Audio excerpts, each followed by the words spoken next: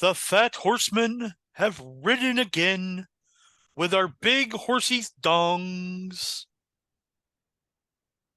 I got Uh, nothing. I got nothing out of you for that. no, that was kind of creepy, actually. It was a little bit creepy. Creepy. I didn't say I hated it. I was just saying it was just different. Well, we are here for another amazing, spectacular watch along that Apparently, he's lying, folks. Mr. Ryan Williams himself has picked. On the watch one. But just watching the Mania, listen, watching the WWF pay per view from '92 and then going, okay, within like 8 months or so, look at the landscape of what WCW was. Just to give you a range of how wrestling was in '92. All right, so we are watching the 1992 Halloween Havoc. So if you're watching internationally, go to the WWE Network. Just type in Halloween Havoc 92, it should pop up. If you're in America, go to the Cock and go to Halloween Havoc Season 4, Episode 1. God, I hate this. On Peacock, it runs 2 hours, 50 minutes, and 6 seconds. Oh, on the WWE Network, it runs 2 hours, 49 minutes, and 50 seconds. Great. I know why. It's because after every freaking thing, it goes fades to black and comes back in. It's just dumb. I hate it. I said it during the WrestleMania watch along. I'm gonna say this again. I hate it now. I love how Um, I'm in Canada getting a better one. of course you are. Of course you are. Um, Imagine a $1 billion deal fuck something good up. So anyway, like I said, fire up whatever you're watching on Halloween Havoc 1992. We are all at 0, so we're about ready to hit play here soon. So if you guys are ready, I'm gonna hit 3, 2, 1, play, and we're gonna do it. So 3, 2, 1, play. Do not Let's see skip how intro. fast. David, I was about to click it for just to be a dickhead right away. Oh God, look at these graphics. Jake Roberts, Ron Simmons. You could definitely tell this is a 90s show. Have you seen this show before? Uh, Not enough to remember it. I know the moment of Sting and Jake Roberts, but Okay. not really enough to say like I remember it this much. They spent more money on pyro than they probably made for the event, and we'll get to that in a minute. That's just This fun. this is the Bill Watts era. They're at the Civic Center. Bruno San Martino in a WCW event. Yeah, but this is Bruno San Martino in 1992. It's different. Yeah, it's just still out of place. A little bit, I think. He can have his fucking money making moment here now in WCW. Nobody gives a fuck about Bruno San Martino. Right. Spin the wheel, mate. There's a lot of talking segments in this too. Bull rope match, Spinner's Choice, which is Sting, by the way. Russian chain, dog collar, I quit, barbed wire, shield cage, lumberjacks with belts, Prince of Darkness, don't know what that is, Texas Death Match, First Blood, and Coal Miner's Glove. So, out of all those choices, it lands on the worst possible choice. Nah, Coal Miner's Club is an easy match to have. I don't know what your problem is. It was a very easy match to have, but it's, oh my God, it's Mick Foley with the Barbarian. So the Barbarian is training to take Ron Simmons' Power Slam, right? That's the story of this. Leading That's up to brilliant. it, he's is to prepare for Ron Simmons' Power Slam, which is Ron Simmons' finisher. Keep that in mind when we get to that match. I see you're already shitting on a pre setup. Yes.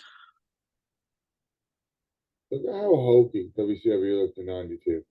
You look at the production between WWF and WCW, it's just like, Holy fuck. yes. And by the way, Barry Windham and Dustin Rhodes they're the tag team champions.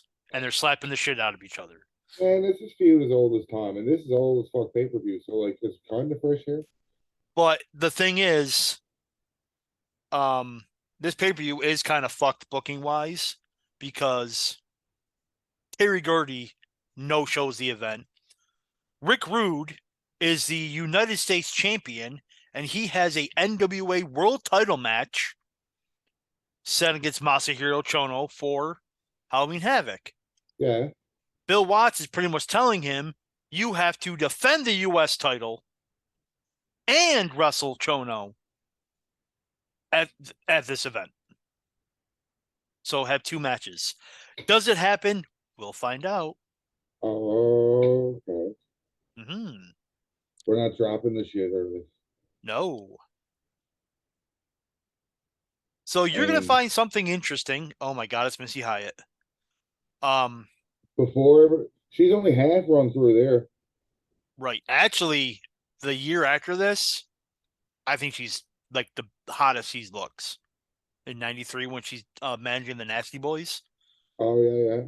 But here, oh my God, scary! Oh, it's just Jim Ross. Haha. He should have played Lex Luthor. Who, Jesse? Yeah. So luckily, everyone who was doing this watch along with us is actually listening to us because the commentary between Jim Ross and Jesse the Body Ventura you think would be really good. It is god awful. Oh, okay, wait, because I got you coming through my headset and just the feed is coming through my headset too. It is So, like, bad. I can't wait. It is bad. So prepare yourself. Oh, cool. I just searched up like I usually do. Let's go to Google and find out cool shit we can find out. Okay. I can't believe this one is true. The first fact that popped up, the only WCW appearance for Jake the Snake Roberts. Pay-per-view appearance. Yeah, the only Yep. pay-per-view appearance. Holy. Yep. So he came in the company, I think, in August? July, end of July, early August, I think. And then he's out by November. So it's after Beach Blast and before Starrcade. I do believe this is the only pay-per-view in between. That's hilarious. A lot of first WCW pay-per-views. So Couple finals. you may find this interesting. There are two entrance raps. Doot, doot, doot, Bad Street, Atlanta, GA. What a tag team. And then you'll see who they face. Still, but like, look at that tag Yes. team. What a tag team. Hall of Famer, Hall of Famer, Hall of Famer. Like, without a doubt. And they're getting pops. They're the heels, by the way. And they're getting, look at the crowd. They're popping big. I was going to say, to? huh? Where are they to? There's two entrances, one for the heels and one for the faces. No, you dyslexic fuck. Where in the planet Earth is this show to? Where is it? Oh, it's in Philadelphia. Eh. I'm not dyslexic. I'm hard of hearing. There's a difference. I mean, I am dyslexic. I don't know how to read. Philly is a smack town, we'll call it. You know what I mean? Like, they know their shit. Yeah. Tom Zink, Johnny Gunn, and Shane Douglas. Wow. Do you know who Johnny Gunn is? Isn't that Carmelo's dad or some shit? It is Salvatore Sincere. Oh shit. It's Tom Brandy, who also, I think, only made one WWF pay-per-view appearance. So that was at the '98 Royal Rumble. Hilarious. Yeah. Oh, I do like the graphics, though. One fall, 20-minute time limit. I do like that. Yeah, you're a stickler for that stuff, I see. I mean, unless the fans home, no, even though they've already been announced what happens.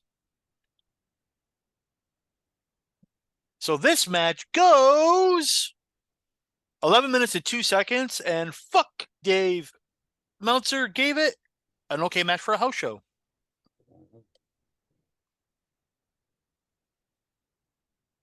Where was Meltzer's alliance to these days? It's Yeah, still like, Japan of this area. was it still Japan? I suppose. Yeah, it's still Japan during this. Um,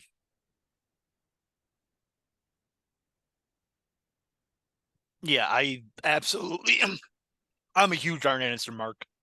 I Yes, think sir. Art I think Arn Anderson is the greatest wrestler never to be the. Oh wow! Almost fell on Pinzer. And then Shane Douglas throws the worst drop kick in the history and completely misses Michael Hayes.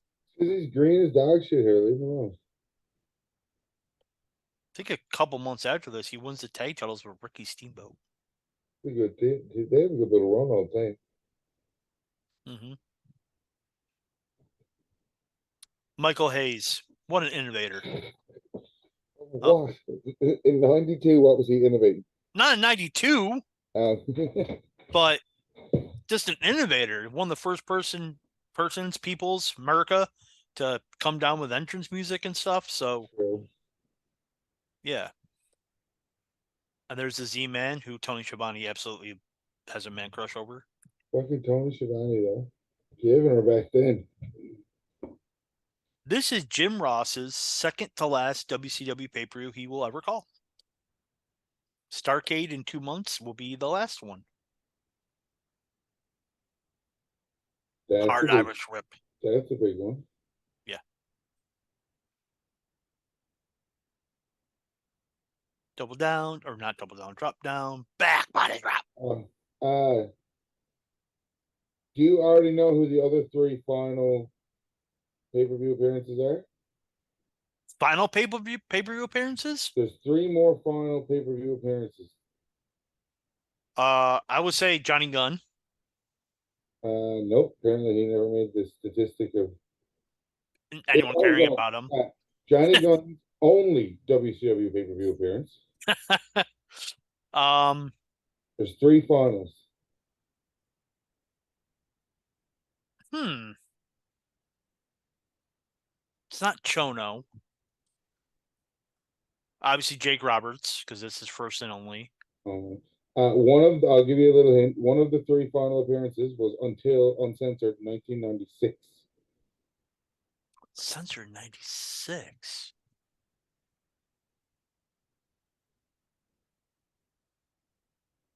Censored 96. I don't know. Do you want to know, or do you want me to call them out as they come? Uh, yeah, you can let me know. First one, the one that this is their final appearance until not uncensored 96 is Medusa. Oh, okay. And the final WCW pay-per-view appearance for Nikita Koloff Yes, I did know that. I have that in and, my notes actually. and Paul E. Dangerson. I thought he was at Starcade. But okay. I guess the timetable does make sense. Okay. Ooh, Blue Meanie was in attendance. Who?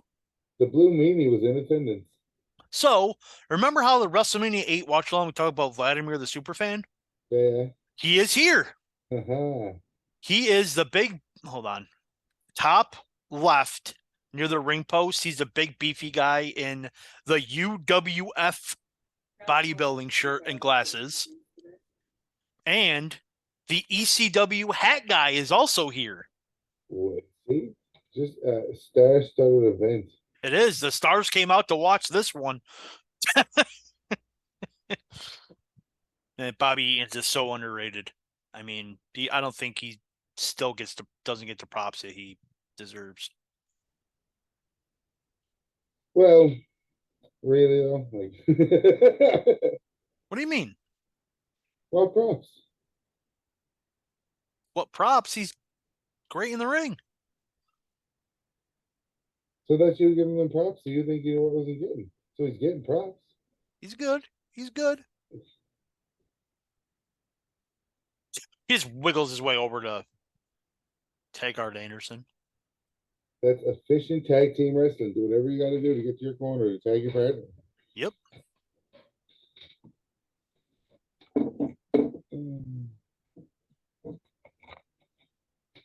Z-Man.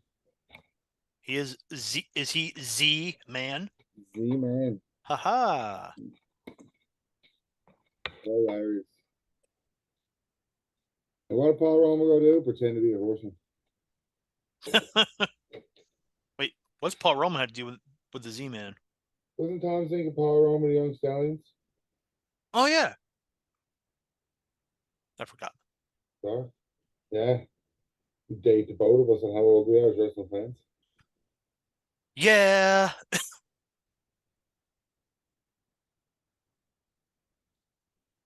and I always that's. liked Jesse Ventura, though. He was always. I mean, I liked him here too. I mean, don't get me wrong, I like him. Oh, What a maneuver. I was gonna say neck breaker, then I went to go say shake, rattle, and roll because that was what it actually was. He stole the honky tonk man's move. Right? Jacked it on him. And he just he has Bobby Eaton, and then he just wanders over to hit Michael Hayes and Arn Anderson for no reason. That's rookie mistake, sir. And see the crowd in the back, they're cheering it, and they're the heel. Yeah, They're booing the faces and cheering the heels. It's because he's they laying it up.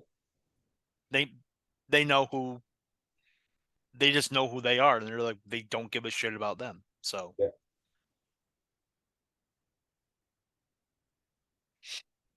Imagine Shane Douglas and Philly, and everybody's like, "Who the fuck is that guy?" 18 months later, he'll throw down the NWA title. Is that how long it was after? What was it June '94? Yeah, I think. Oh fuck! Yeah, 18 months later. yeah. 18, 19, 17, whatever. Around that time.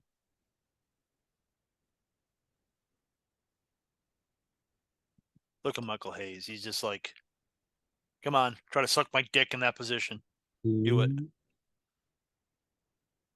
gotta try to make these entertaining. Can't call them straight. Oh, and he released him. I didn't notice that the first time I watched that. He released him from the suplex. It looked nice though. It did. Luckily, he didn't release him too soon. Shane Douglas gets the hot tag. The crowd could care less. Yeah. Again, who the fuck is this guy? Oh, he just chop blocked him. Maybe Philly fans are always fucked like this. Like, are they like this with the heels on later on? Um, I don't think so. I think I really think that these are the only heels that get cheered because I just don't think that they're facing up and coming baby faces. So I mean, I don't think they're just over enough yet for the crowd to even care at this point.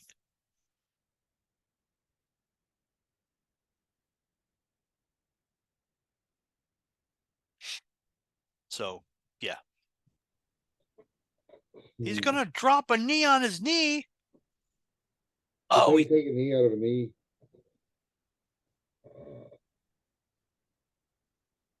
This is exactly how you take a knee out of a knee. you take the knee, and then he's going for the figure four. By the way, Ric Flair is not on the show because he is in the WWF. Not for very much longer. Nope.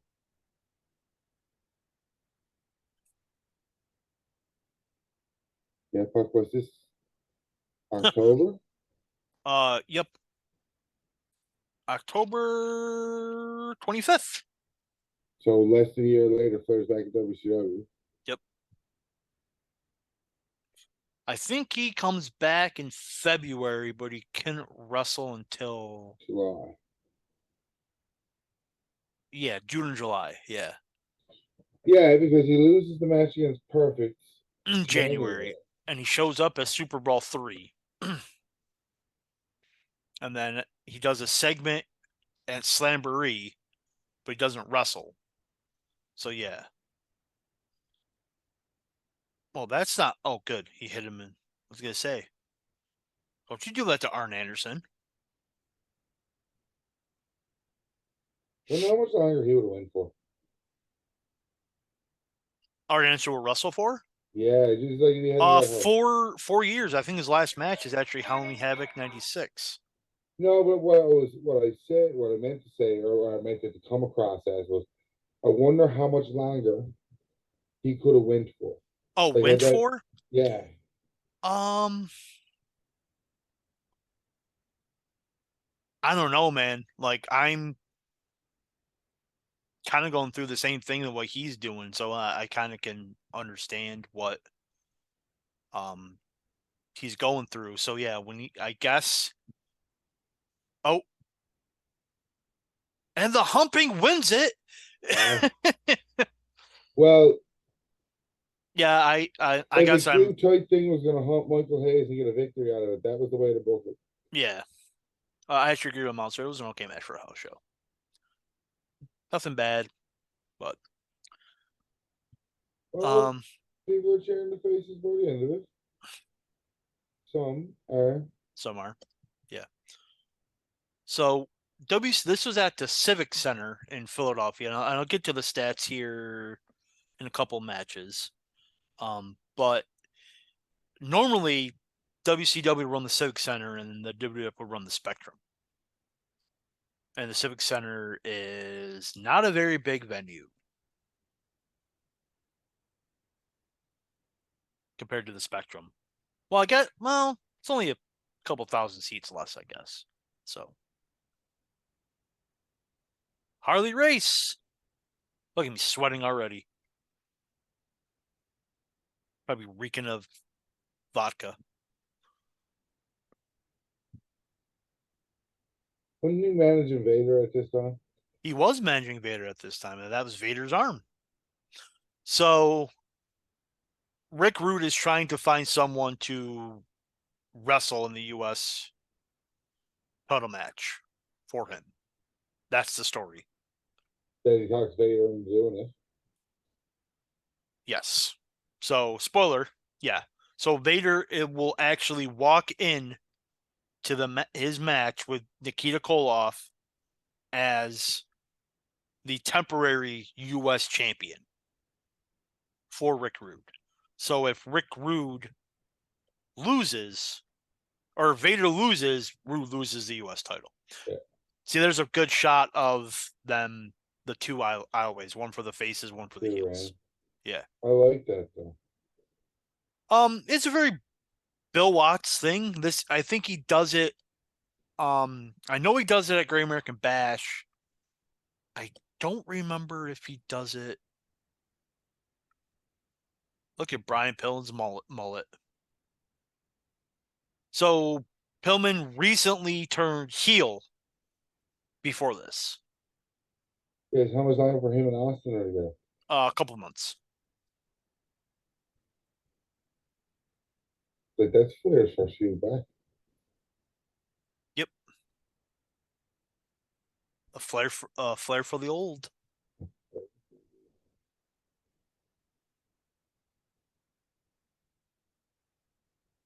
And he is facing.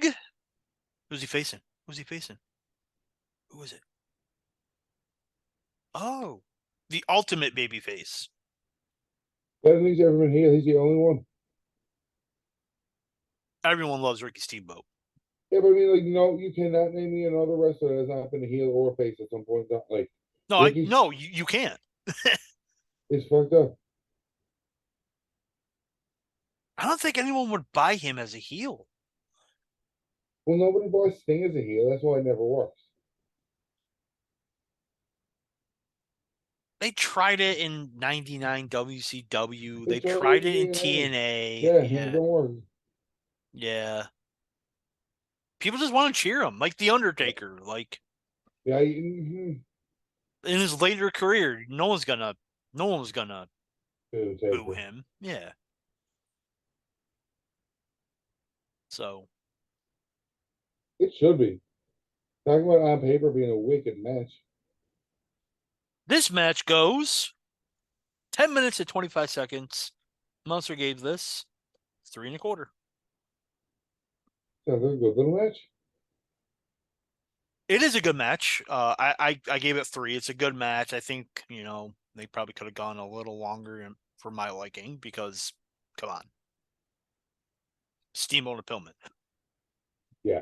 That's a DQ. That's a DQ. Was that a DQ here? Yes, it was. That will come into play later on in the show. But he doesn't hit the floor. Doesn't matter. Threw him on the top rope. But he DQ. doesn't hit the floor. Doesn't matter. Threw him on the top rope. And to the So, floor. who's the referee? Oh, looking playing possum. The referee is Randy Anderson. Yeah, if the other guy gets thrown on top rope, hits the floor, and the next one, your argument is invalid. No, it's thrown over the top rope. The argument's not invalid.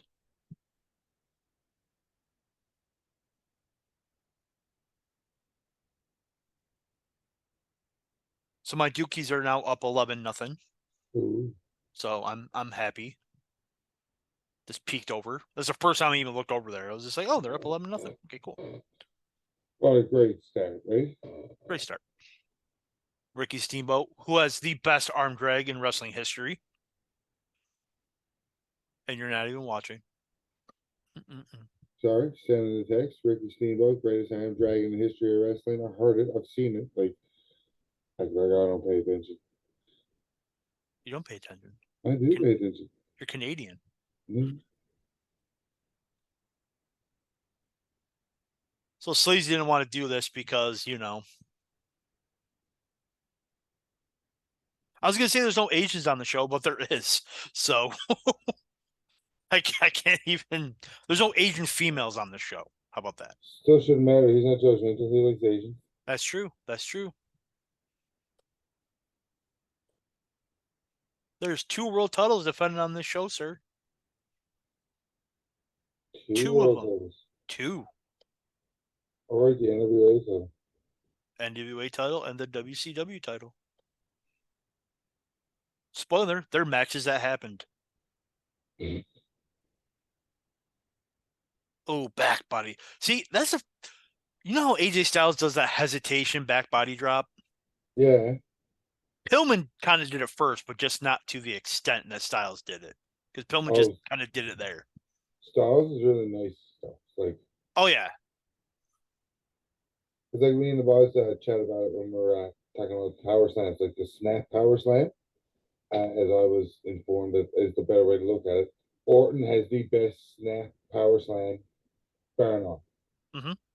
And Goldust, Dustin Rhodes is a close second. Mm-hmm. Yep. I will agree. There's certain people that just do stuff really good, like Steamboat and the Iron Drags. Yeah. For a second there, I thought he was going to do like a Code Red. For like a split second. I was like, oh, I don't remember him doing a Code Red in this match. Self-popping for something you've seen a million times. Yeah. In 92. Yeah. Like, WWF didn't have like the best entrance is back then because it was just a logo, but WCW, there was just a banner and a curtain. Like, like it very simple. I mean, we'll get into the stats and stuff here when we during the Yo Dog or Heard You Like Tag Team matches match. I don't. But oh, what a heel! But we'll talk about the business in WCW in 92 compared to 91 and 93, which I find fascinating. I'm not sure if you find those year to year statistics fascinating, but I do. I just find it where I got pay-per-view buys, I got attendance for the pay-per-views, the buy rates. I also got TV ratings for the 4 shows leading up to all those shows, and I averaged them out. You know what I mean? So, I love statistics and math and shit like that. You like math? You're not Asian. Love math. Love statistics. That could have been that head scissor could have been really bad, but Pillman saved from killing Steamboat. You think Steamboat would have learned from that DDT all them years ago? Protect your head.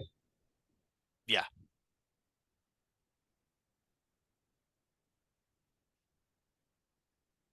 Yep. Oh my God, fuck you. That, That makes my point even better now. what? The reason that Pillman gets looked like a piece of shit to try to throw him over top rope to get disqualified, or Steamboat didn't touch the floor and came back in, it helps solidify Pillman's heel turn of being a piece of shit now. But it didn't cancel the match.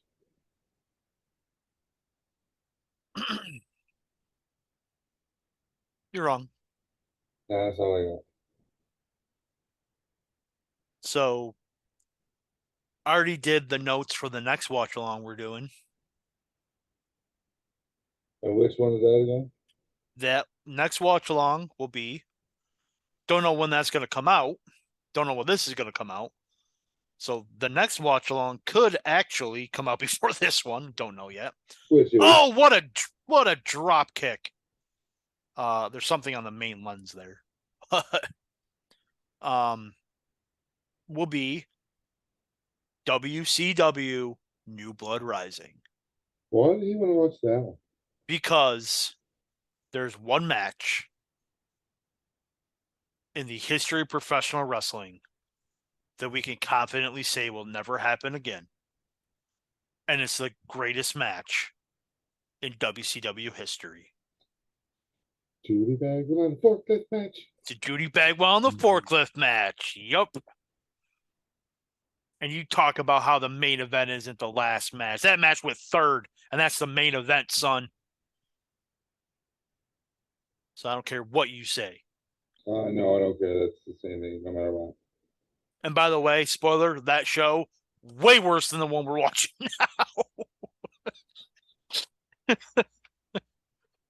now. At least there's good wrestling on this show. Can't say that about WCW in 2000. Why? Have you watched WCW in 2000? Oh, I like that spot. I like WCW in 2000s. Yeah, I don't see what the problem was. I loved watching it because how ridiculous it was.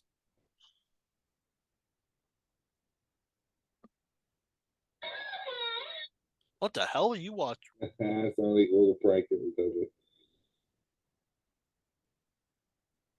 Now I can see you. You're not even paying attention, man. I am not at all. Again, there's text messages to be answered, sir. You're watching a basketball game too, dickhead. I'm peeking at a basketball game. I can, but you won't notice because the way I can go boom boom, and I'm looking at you. The paper Ricky Steamboat's doing the baby face fire up, and Pillman's just like timeout, timeout, timeout. And Oral Roberts just scored their first basket. It's 15-2. Goes to the outside and does a chop.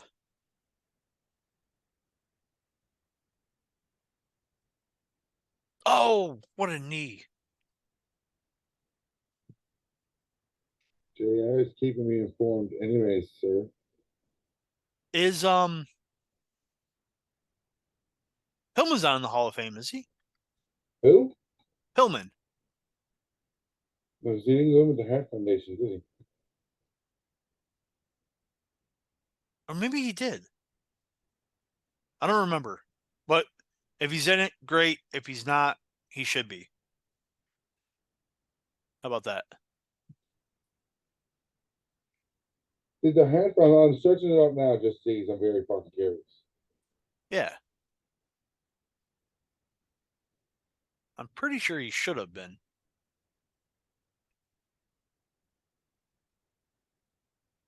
He swept the leg.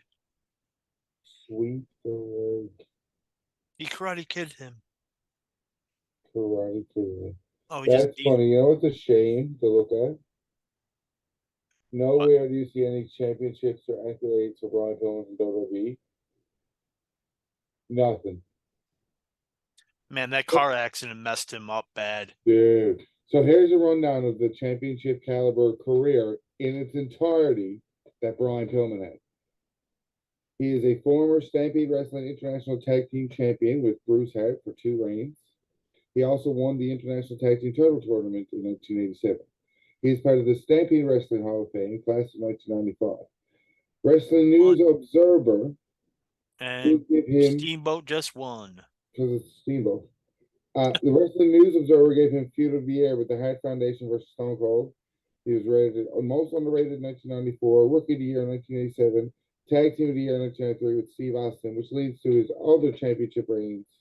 He was a U.S. Tag Team Championship one time with Tom Zink. Yep. He won the NWA and WCW World Tag Team Championships with Steve Austin and was a two-time light heavyweight champion. Yep. So he's never really well, besides the light heavyweight title. No, that car accident he was in, he messed that ankle up bad, and then he couldn't be the same performer he was. So it's a shame. But oh my god. Speaking about tag team matches, playa. He's like my favorite GM. He really is one of my favorite GMs too. Oh yeah, lately. definitely. That's how we can rank one, right? What, the Japanese people in this photo? Best general managers. General manager, authority figure. You know what I mean? Like that person of power. Like I know what you mean. You have Masahiro Chono, Hiro Matsuda, uh, Kanseki Sasaki, and First then pay per view appearance for him. and I don't remember who the guy in the middle is. I think he's like the president of the NWA at the time. Or the Japanese fella. Yeah. Right now, so each between Rude and Chono, they each get to pick a referee, and obviously Chono picks Sasaki. So there's that. But yeah. So that was the weird thing the NWA was doing at the time.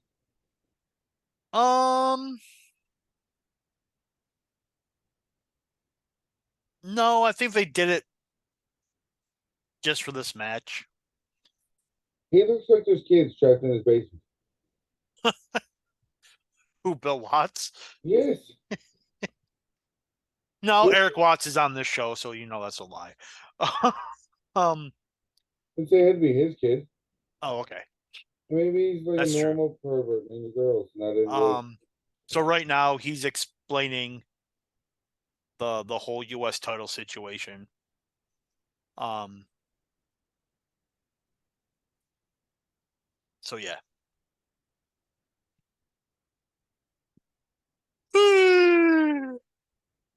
Oh, I'm already tired. Bill Watts ranting and raving. Yes, yes, he is. Yeah. So yeah, yeah. There's a lot of talking, like on this show. This is not so bad. Makes it easier for me. Like, I'm going to take a break while you drop some statistics on the multitude of fans. No, I'm not. I'm doing that the match after this. Okay, well, keep But I the can, record. but I can do the butt plugs. Do our buffaloes. I can do the butt plugs. Well, Bill Watts is spouting out racist shit. Um, the wrestling show with Sleazy the Fat Man every Tuesday on Facebook Live. And you'll get some specials dropped, some watch-alongs here and there, like this one. Link dot linktr.ee for our socials, but I'm gonna spot them out anyway. So we're going to say wrestlingshow.com, facebook.com/says Sleazy the Fat Man, which you could find our shows. Podbean, Apple Podcast, Spotify, Google Podcast. Give us a 5-star review and turn on those automatic downloads. It really does help us out. Instagram, Twitter, and TikTok is at Sleazy Fat Man. And then we're going to do, let's see here. I always think I'm missing something. TikTok. There's Nikita Koloff, the Russian from USA. We're going to do onlyfans.com/the wrestling show, just because you can see Ryan's titty. But yeah, we're trying to get out some content for you guys here, as much as we possibly can. We got a couple watch-alongs in the can. We have WrestleMania 32 still out there. Sorry, that may have been dropped. King of the Ring 93 may be dropped. But yeah, here comes Rick Rude with the U.S. title, followed by Harley Race, followed by the man they call Vader. As Ryan's being a dickhead, as always. He's being Canadian. So, yeah. But, yeah, so Vader's coming down to take Rick Rude's spot so he doesn't have to wrestle twice.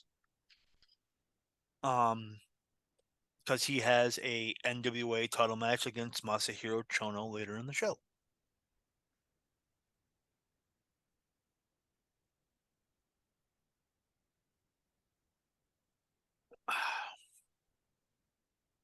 So there's that. And your referee for this match is Nick Patrick. Yes, the Nick Patrick, who 5 years later will be a sleazeball referee. So yeah. And there's Ole Anderson, one half of the Minnesota Wrecking Crew with Arn Anderson and Gene Anderson. And now he's saying that Harley Race and Rick Rude need to be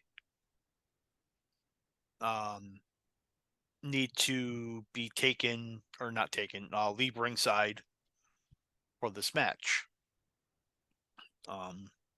This match goes 11 minutes to 35 seconds. Fuck, Dave Meltzer gave this 2 3/4.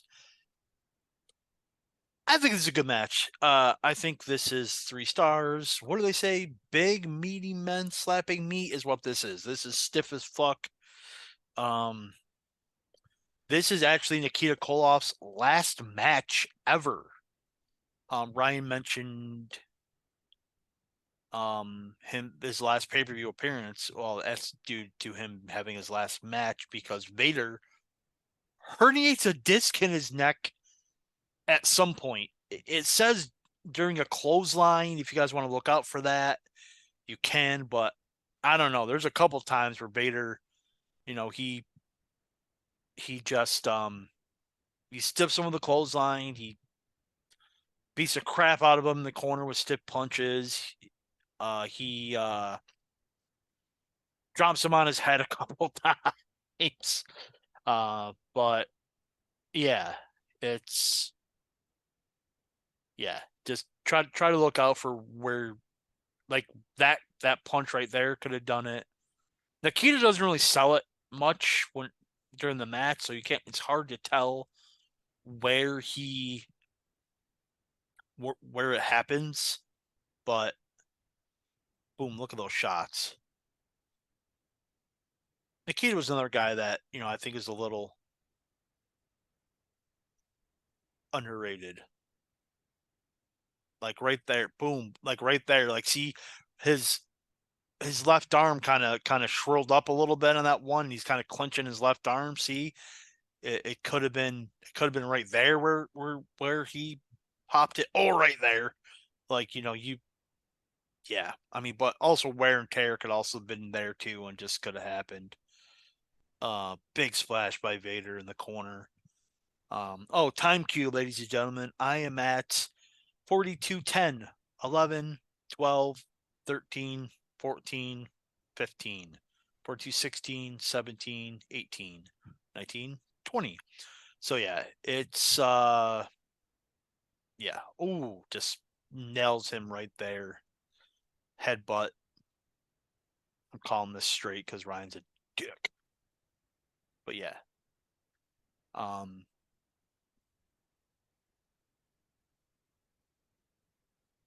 Nikita's another guy I think is a little underrated. I think, a little past his prime here, but I think he puts on a passable match here. But, does a body block to Vader's back, and it gets a 2.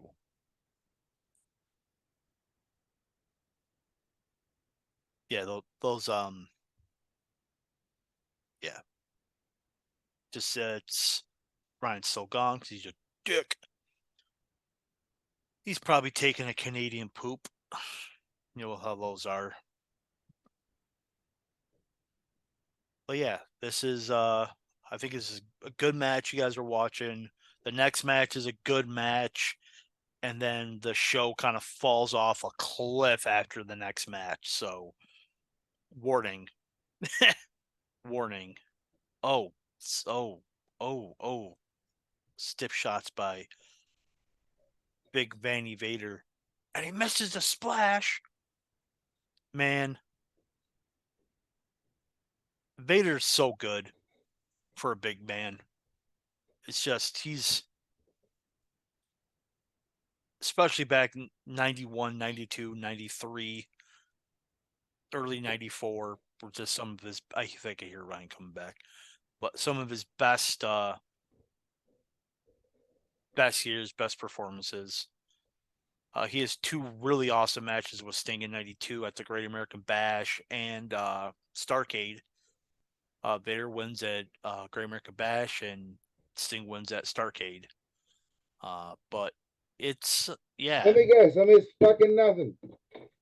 You're actually missing a good match here between Vader and Nikita Koloff. You can't hear me. Vader and who? Nikita Koloff. So I was telling the multitude of fan that, you know why this is Nikita Koloff's last pay-per-view appearance? Why? Because this is his last match. Vader herniates a disc in Nikita Koloff's neck during this match. It's fucking Vader. Yes. And he just throws a chair over him. And that's not a mean shot at Vader. Vader's one of those old school big mountain man heels. And then somebody just threw a drink at Vader. Apparently, Nikita Koloff said in interviews that it was due to a stiff clothesline from Vader. But there's a couple times in this match where it looks like Vader's just beating the fuck out of him. Just beating the ever loving shit out of him. And you just don't know exactly where it is. There's a couple times you missed it. Like he just rocks his head back and forth. We just sat on him. For every bit of my life that I've known Vader, it wasn't to be a finesse kind of guy. No. But I was saying how great Vader was in his prime. Oh man, they said it. I saw it on an article the other day. The greatest crossover in the history of TV. Right there, that had to have been it. That clothesline just nailed him. When he starts going, yeah. But no, Vader's. I was talking about probably like late 91 to about mid 94 was his prime. Like he was just so good. It just sucks he ran into Hogan. I can't even say that. I didn't say that. That was you saying it. I think he just got a little too big. And like right there could have happened too. He just grabbed him by his neck and just threw him down. Because if you don't know at that point, somebody's hurt. Right. But again, it's 92, and they're not going to tell you that. You know what I mean? They're going to keep the match going. So. Oh! Big splash by Vade's Tars. By Vade's Tar. Vade's Tar. What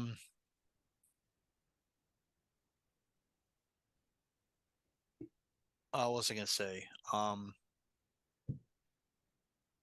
No, I think Vader gained a little bit. He got too big. He was still agile, but he wasn't as agile. You know what I mean? So Vader, but he wasn't Vader. yeah, it just so.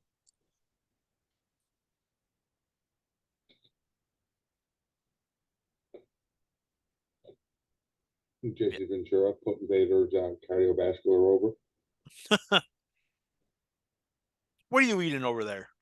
Lasagna from the Costco. You're not Italian. You can't. You're Canadian. You can't eat lasagna. I don't think it's real lasagna. It's from the Costco, so like. It's not real lasagna. Hey, My mom used to make a mad lasagna growing up, but now she used to make it like on my birthday. But since my birthday's in May, it's a little too warm. So she's like, it just heats up the house too much. So, go out for lasagna. but it's home. My mom makes the best though. Your mama's cooking is always better than anything. I understand.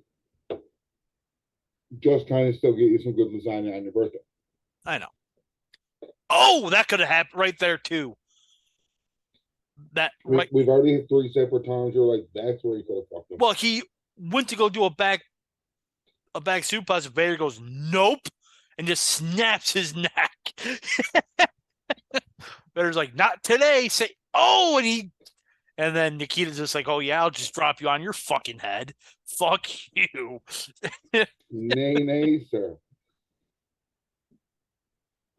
Well, Vader's the one to go toe to toe like that with, right? Yeah.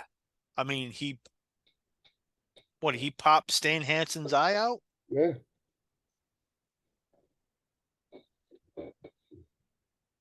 Again, this isn't like the all-time greatest Vader match, but it's a good match, so. People involved, all things considered, that kind of shit. Oh, yeah. See who the referee is? Look at that unbiased piece of shit. Yeah, I know, right? Before the pedal mustache, we're still rocking the mullet. Man, Nikita got some ice on him, though. He does his squats. And then Nikita's just all like, I'll stick my fucking dick in your face for hurting me.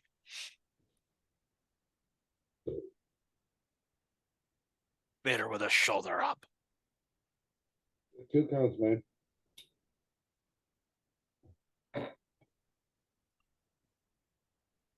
Nikita yelling like he's a madman. Well, yeah. Well, like Nikita 5 years ago, beast. See? DQ! DQ! DQ!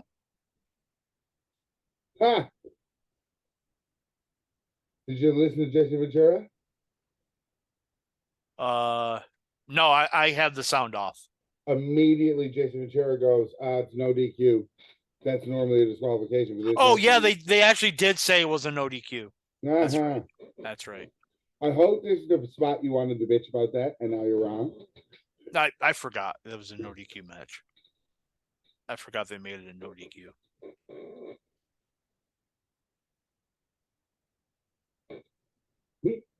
Kick him in the throat. Oh, so you're a couple seconds ahead of me. Yeah, like always, because you got the dumb, stupid. Yep. And then he runs it to the post. Eats it too, like. Yep.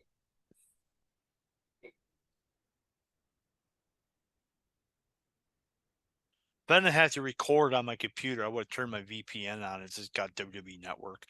It was so much better.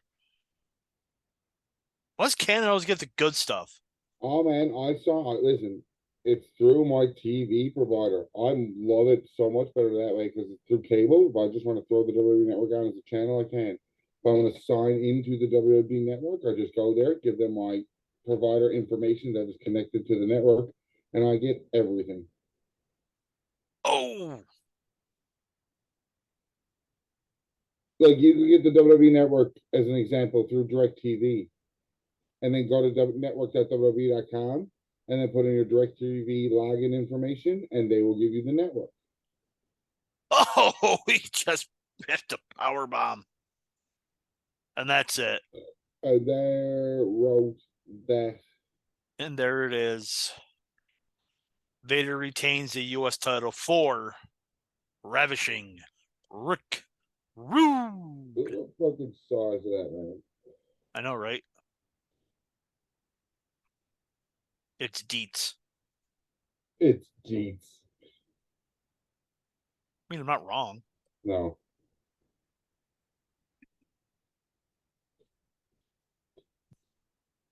I hate how not wrong you are, too. I'm always right. I'm always not wrong. I'm always not wrong. That's what it is. New t-shirt, thewrestlingshow.com. I'm always not wrong. I can't wait to get my fucking hoodie. It still hasn't come yet? No, dude. Sleazy hasn't sent it yet. That's why. Well, I got the update. It is en route to me now, but it's just Oh, the last time it was marked anywhere was Chicago on the 8th. got a Starcade. Yeah, we almost watched this too, just as I want to watch Battle Ball. How dare you? How dare you want to watch Battle Ball? Monday, December 28th. Yes. Don't know why it's not on Sunday, December 27th, but okay. Oh, maybe it's because of. No, that doesn't make sense either. I was thinking NFL. Maybe. Maybe No, I mean that's late in the season to care though. maybe playoff games. Yeah. I'm not a big Battle Bowl person. I know you love tag teams. Speaking of that, yo, dog, I heard you like tag team matches. Not only I do, but look at Steve Williams squared there. Yep. So Austin is filling in for Terry Gordy, who no-showed the event. So here it is. This match is supposed to be the Steiner brothers versus Dr. Death and Gordy, but Not Rick's violence connection, is it? something like that. But Rick Steiner got hurt, and also the Steiner brothers were leaving for the WWF. So Wingdom and Rhodes beat Williams and Gordy at the 10-3 episode of Saturday Night. Gordy no-showed this event, so Austin substituted. So this match was snake bit from the start.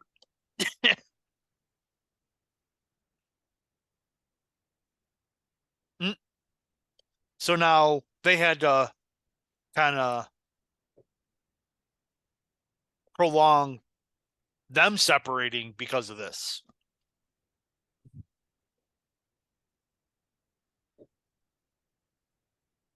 Buckle up, partner. We're going to be here a while. This match goes 30 minutes. Holy fuck. Spoiler, it's a time limit draw. Really? Yep. Muscle gave this 3 stars. I guess I'm wrong. I agree. It's a good match. There is some good psychology in it. So this is the first time that SW Squared is teaming together. So for the first couple minutes, they kind of don't gel, and then they start gelling towards the middle of the match and stuff. And started getting into it. Yeah, so that makes sense. That was done on purpose. So yeah, but not big on the time limit draw, especially essentially is Austin could have taken the pin here. I think. I mean, if you Well, substitute, you think where it was going after this, like really? That should have been. I mean, I think Dr. Death shows up. I think he wrestles. Doesn't he wrestle? I think he wrestles Ron Simmons for the title at Starcade. I'm going to check. Oh, you're gonna check Coles. I didn't feel like it, but I'm pretty sure he does.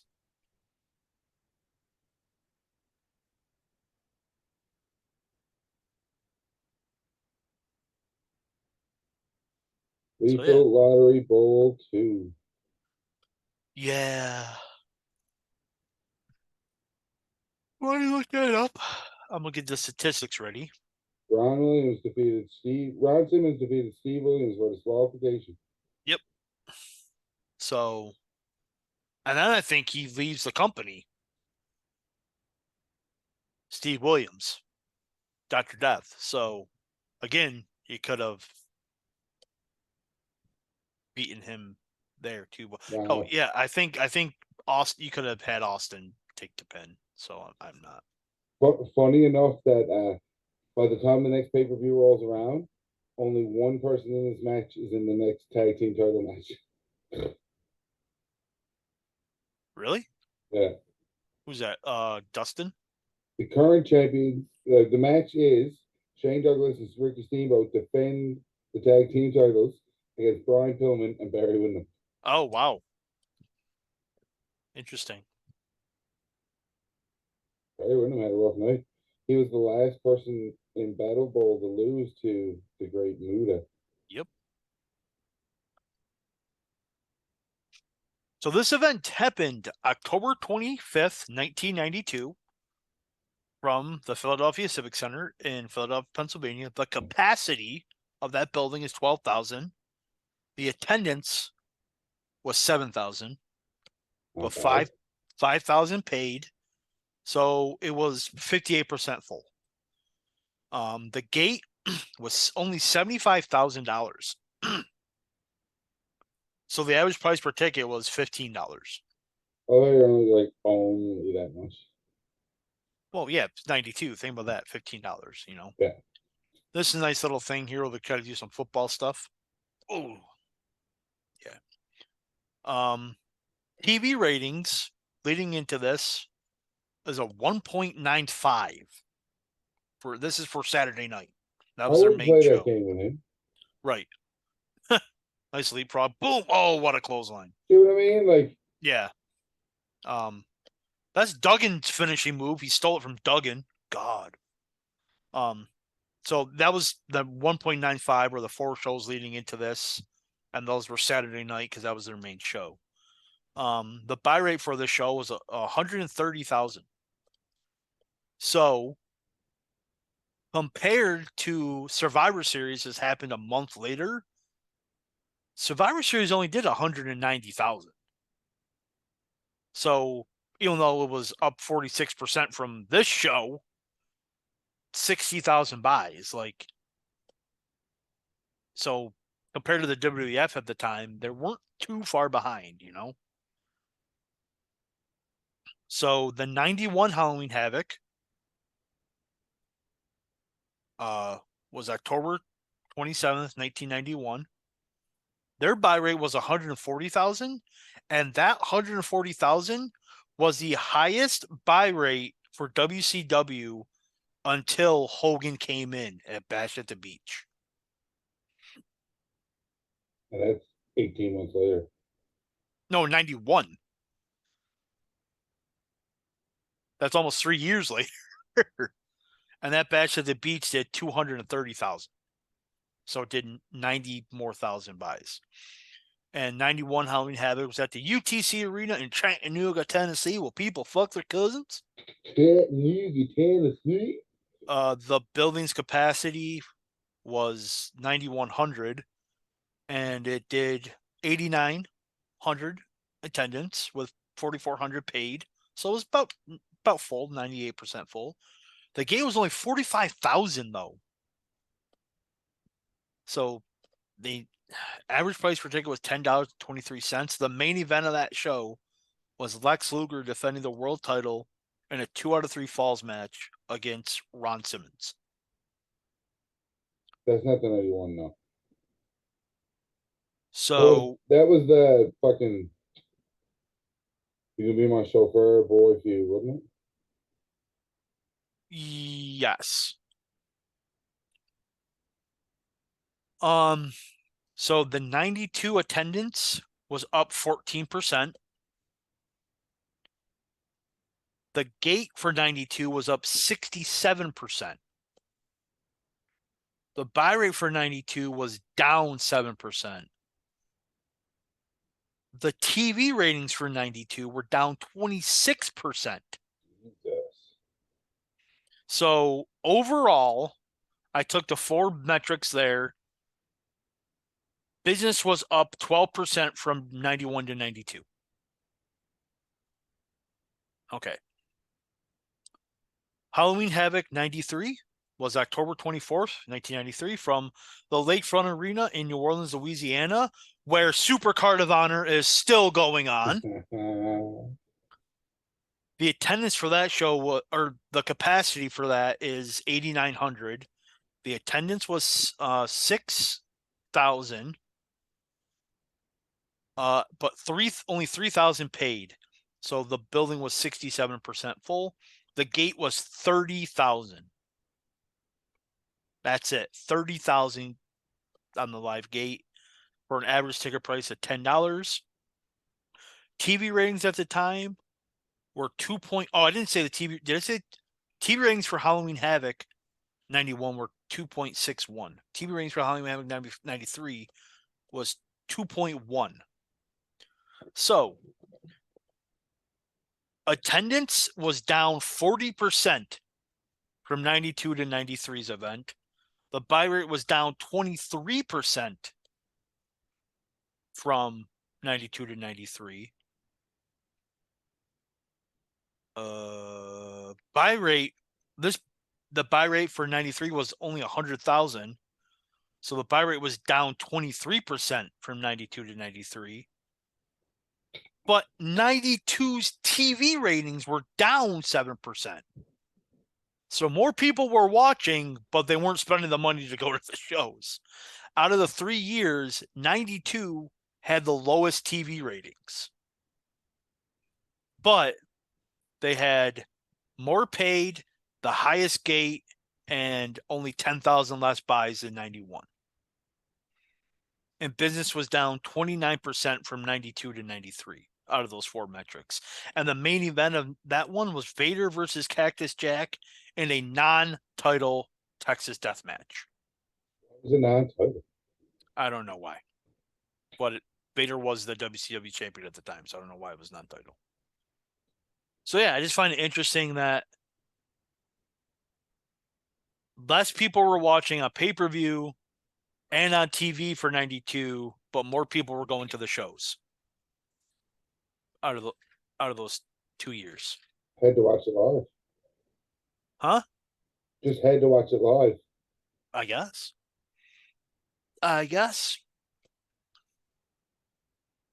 So, yeah. This goes, like I said before, this goes to a time limit draw. This is a good match. It's just, I don't think it needed to go to a time limit draw. So, yeah. But you got Austin and Goldust in the ring right now. Who they ever beat? Who'd they ever be? Austin with blonde hair and purple trunks is just so weird. I think Austin's only 2 years in the business at this point. Isn't he? Start 89, 90? 2, 3 years in the business? Yeah, he's definitely in '89 in WCCW. Yeah. So it's like 3 years in the business, and he's still he's a really good performer.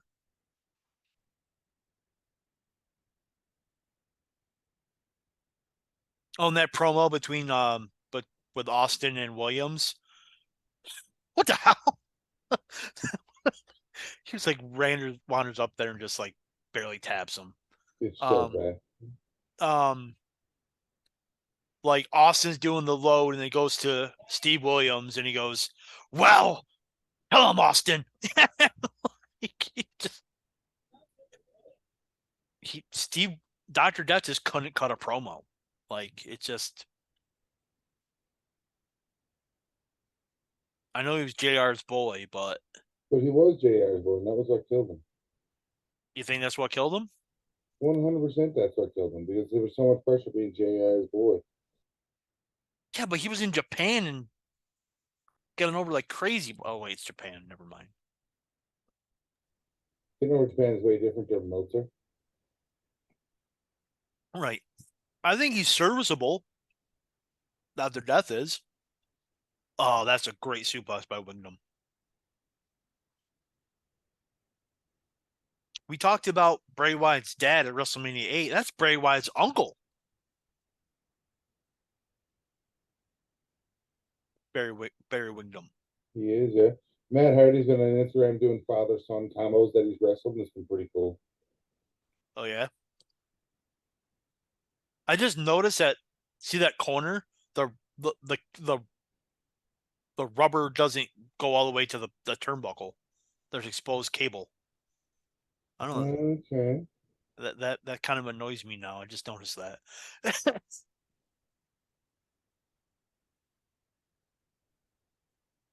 10 minutes. Oh, they did the time. The Yeah, it just says out 10-minute. loud. Yeah. Yeah.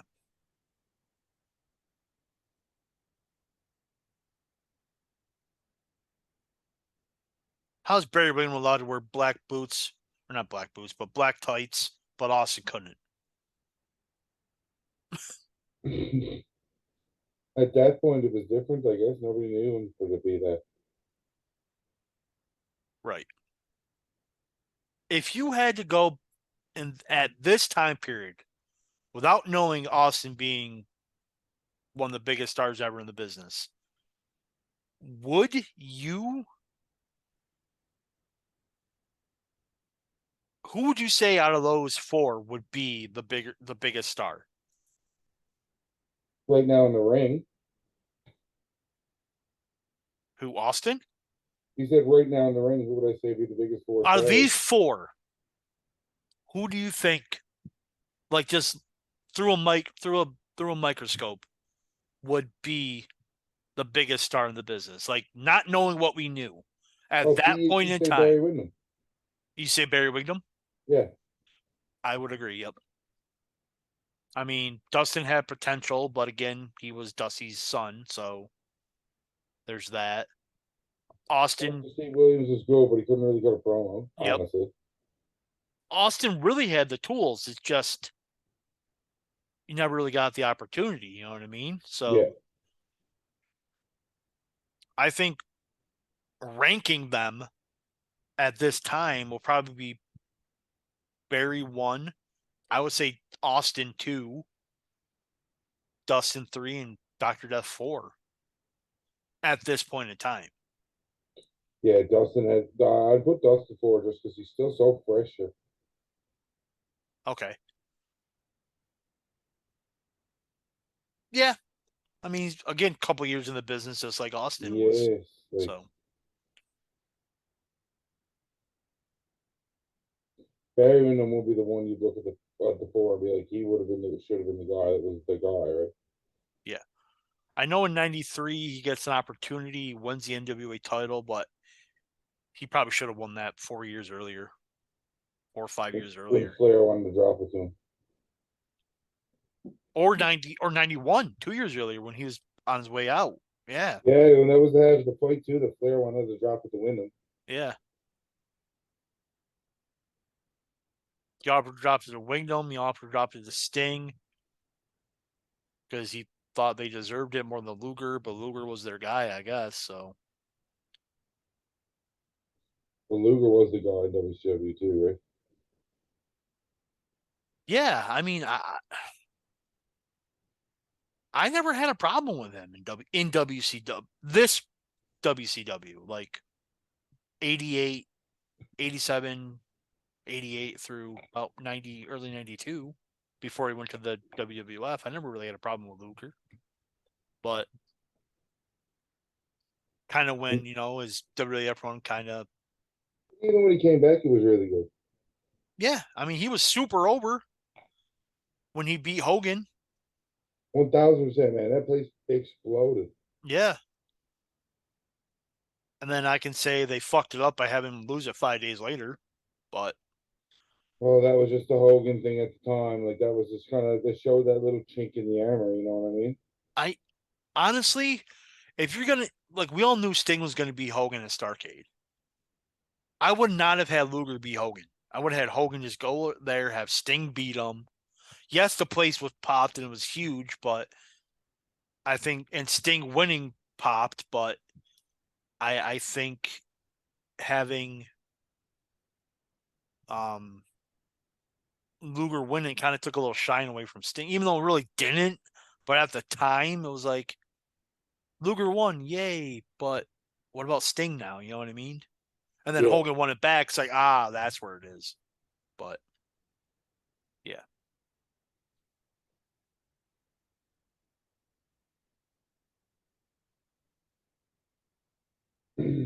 as again,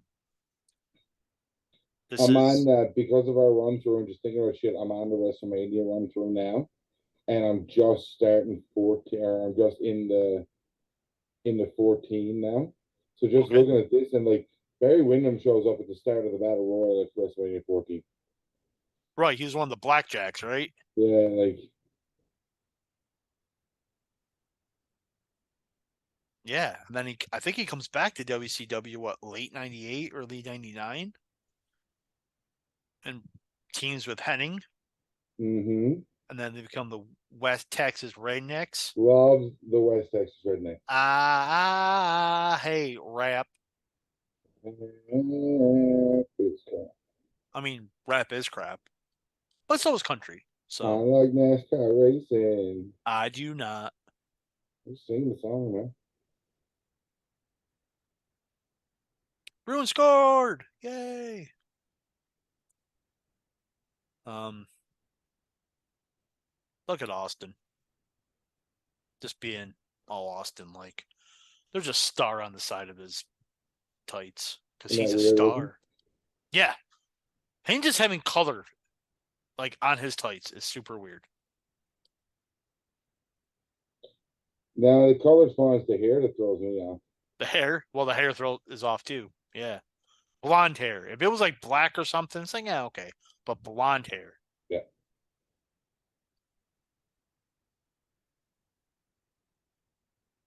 Barry getting the heat. Little curious on that, but I think Dustin would get the heat here. But it doesn't really matter as long as the babyface gets heat, Yeah, I was just and he gonna gets the say, tag. show them elbows like your daddy taught you. Yep, and he throws a clothesline. Imagine if Austin didn't get hurt in '97. I mean, Just longevity of his career, you know what I mean? Like, would he have walked out in 2002? Would his last match be in 2003? Like, oh, walkout in 2002 still would have happened. you think so? Well, that was over creative differences. That wasn't because he couldn't wrestle, Yeah, right? Like, and that did more for him than wrestling ever would have. Every week he was featured as something and Rebel Against Authority and blah blah blah, and they didn't have to wrestle him, didn't have to touch, and he got super over. He didn't do fucking nothing. that's true. That is true. I wonder now, is this a close to the winners? Like if the challengers were, oh shit, they almost won, or if it is the champions that pretty much would have won. Like what's the how does the time limit draw go? So, what happens is I think it goes down to like 29 minutes or something, and um, or 28 or between 25 and 29. I don't remember what it is, and they one of them gets thrown over the top rope, but they restart the match, and then it goes to a draw, and it's just like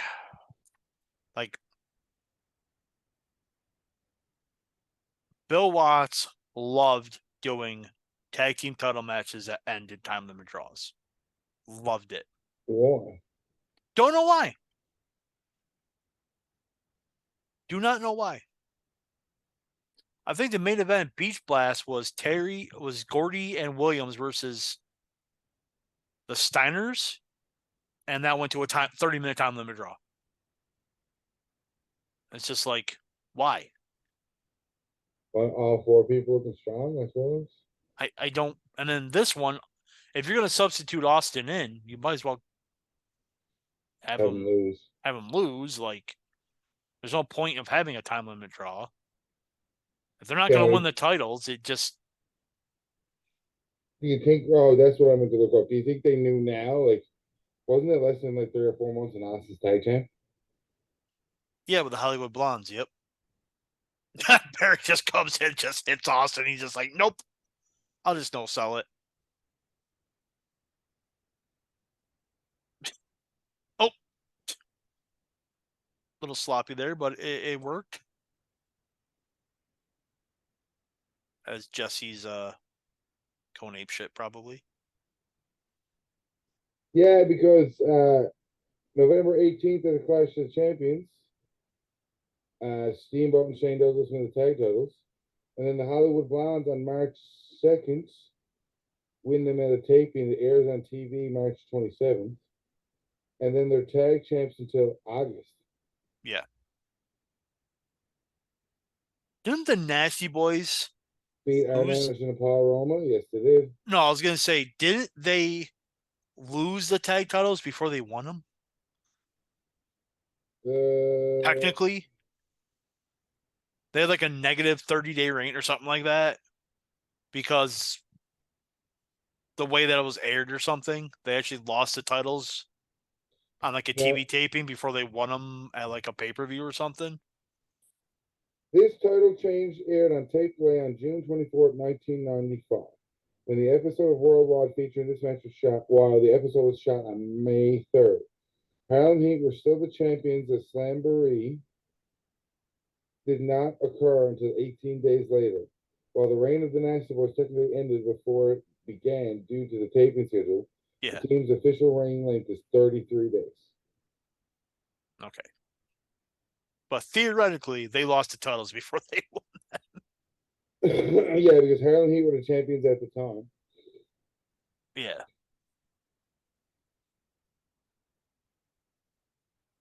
Oh. And the change aired. They taped it May 3rd, but it aired June 24th.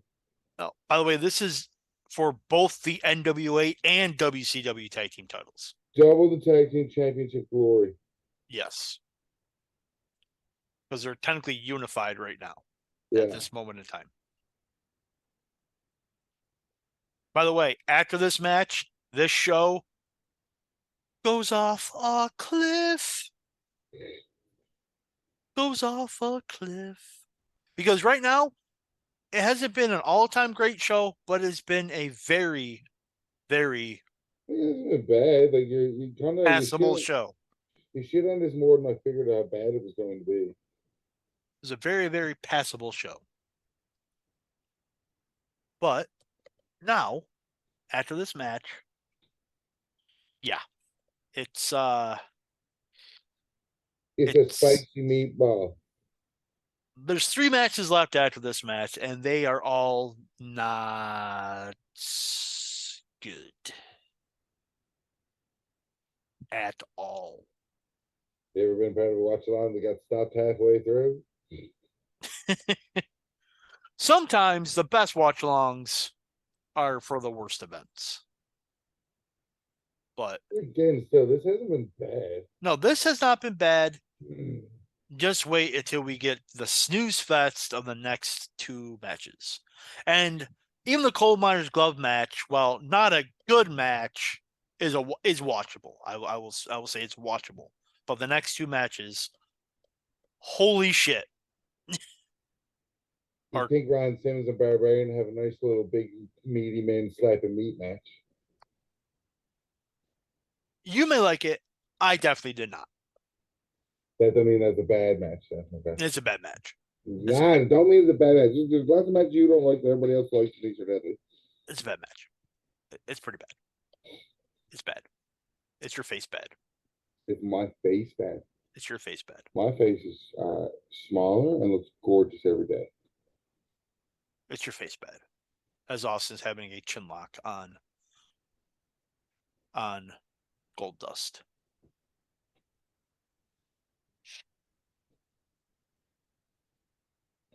How great was the Gold Dust character? Oh, that's ahead of its time. 100%. 1,000% was that gimmick ahead of its time. Roll up, Small package. Small. Oh no, he missed it.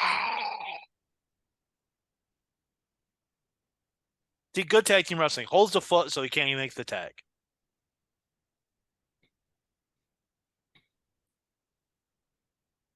Good tag team wrestling. Good. Holy shitties. Ow. He just threw him behind him because he's a dick.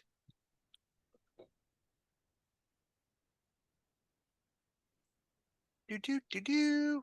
Woo. Oh, the Bailey to belly. Shane Douglas finisher forever. What was that? Wasn't that Shane Douglas finisher forever too? Was it? I know in WCW he does like the Pittsburgh plunge or something. I don't know. I just watched New Blood Rising 2000. He does it, and yeah. Oh, Dustin looks like he's cut above the eye. I do believe because he is, Jim.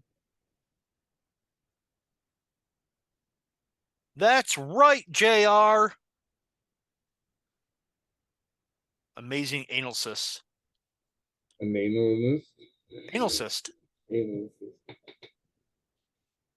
That's the American way to pronounce analysis. Anal cyst. Steve Williams looking like a reverse Hulk Hogan there.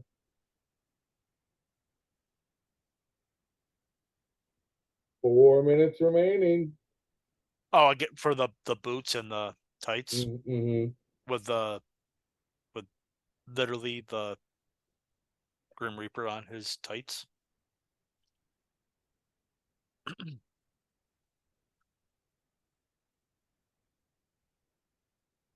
It's the maple leaf. Thank you. Thank you.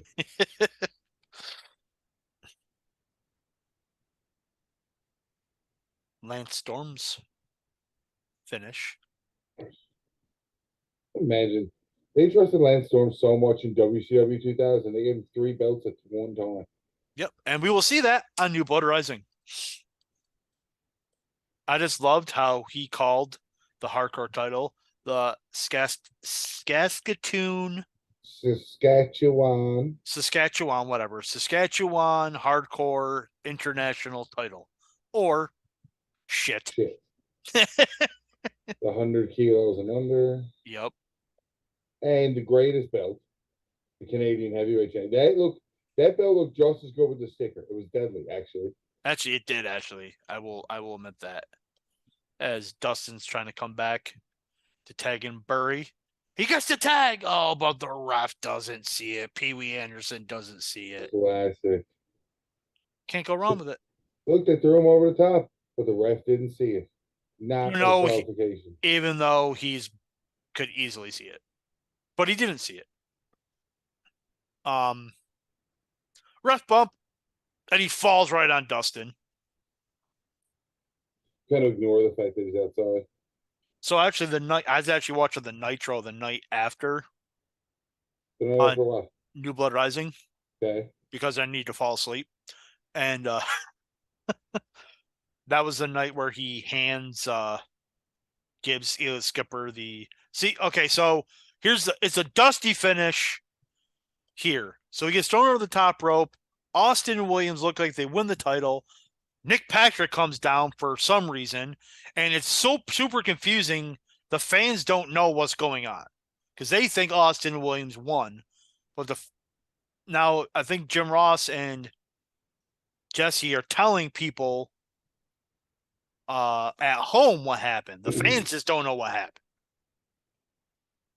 So, yeah. Oh. But anyway, that Nitro, he gave that the about PCO. Yeah, I was gonna say he gave it to PCO, and then he loses it to Norman Smiley that night. Yeah, Elix Skipper didn't hold the cruiserweight title for long either. He won his match that night. I said he didn't hold it for long. I mean, it's WCW in 2000. No one held the title long. So on my screen, it has 50 seconds. 44. All right, so you're 6 seconds ahead of me. That's probably because of the stupid blackout thingies. Oh boy, oh boy, oh boy. They almost passed Austin. Did everybody use a fucking tombstone? Like, are they all dangerous? Oh, he's like, here, I'll end your career before it even starts. Yeah. See, Owen, this is what you were supposed to do. And Maybe if you hadn't have broke Austin's neck, Vince wouldn't have put you under a mask. then they're counting down, and then the bell rings and Ding, ding, ding, ding, ding, ding. yeah. You agree with me? There's no reason for that to be 30-minute time limit draw. Yeah. They Yeah. didn't want nobody to take the loss. Again, for what they're about to do with Austin, Dr. Death is about to get a world title shot, so he can't take the loss. And they don't want to lose the boys to have the boys lose the tag belts yet. I still think Austin could have taken a pin there. So and Pinger just throws the belts in the ring. Like, fuck it, here you go. I'll just throw them in there for you. What about the NWA tag belts look better than the WCW tag belts? Because the Of course they WCW tag do. belts just look like shitty TV titles that are round. Of course they do. CNWA. Duh. They had to take the NWA title to make it the WCW title because the WCW title was stupid. Oh yeah, their domed one. The one that you're about to see here soon. Oh God, it's Vader. Oh look, it's Paul. So this segment makes no sense.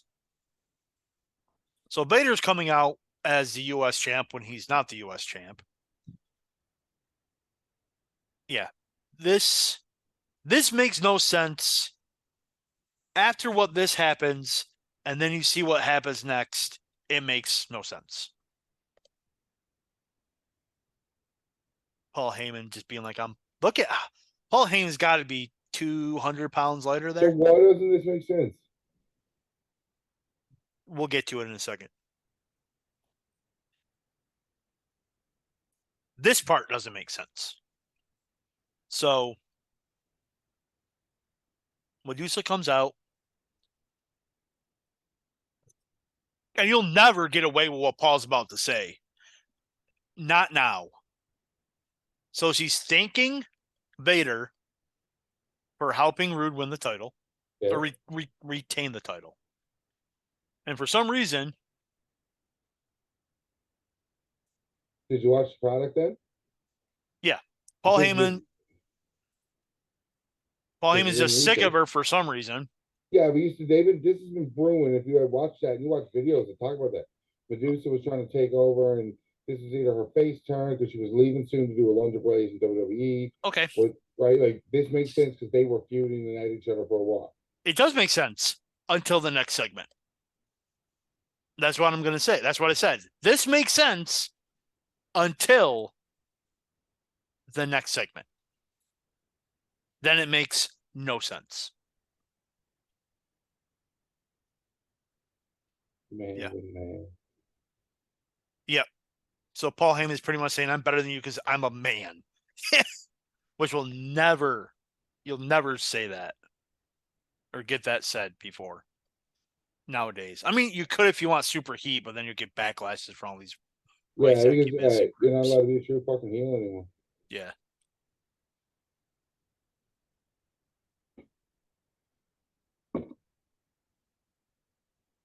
So Duke's up 50-25. They doubled up Oral Roberts. That's good. So I'm not as mad as I could be doing this thing. But yeah, so now she's crying, whatever, which is great. Selling it. And then she's fired. And she kicks his ass. Great. Awesome. This is Medusa. It's Medusa. Great. Awesome. Kicks his ass. Love it. Absolutely love it. Grayson Smith. Oh, there's a pedophile. Cool. So it is Grayson Smith. Yeah.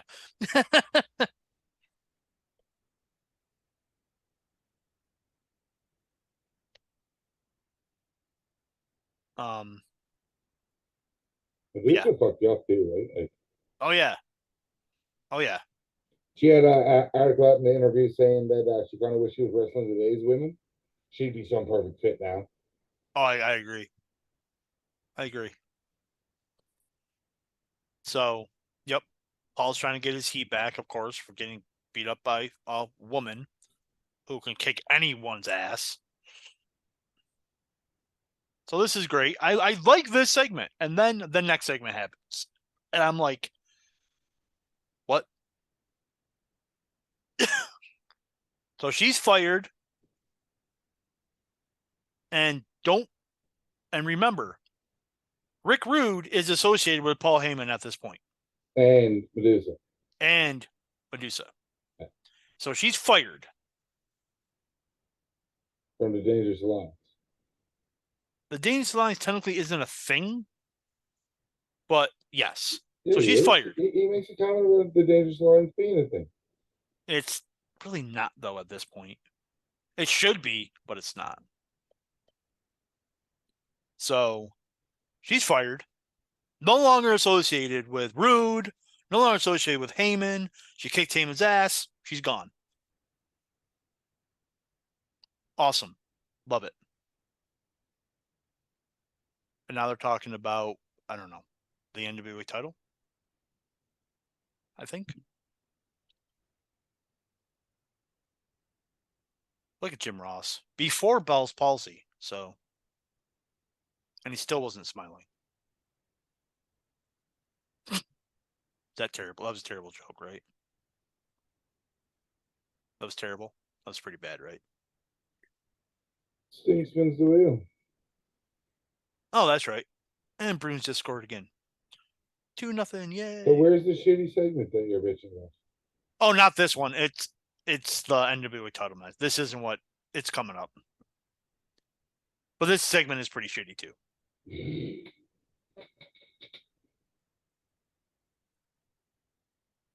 Look at that. Halloween Havoc. I like that logo. That's pretty cool. It's a classic Halloween Havoc logo.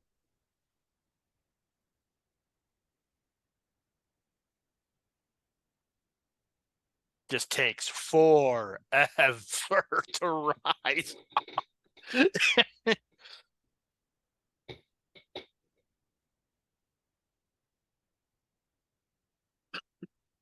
Fire dramatic effects. Yeah. I mean, it's cool. It's just, come on, bro. This kind of should have been done like the first thing during the pay-per-view. You know what I mean? Like open the pay-per-view, then do this. Yeah, because they don't even wrestle now, do No. No. They're the last match.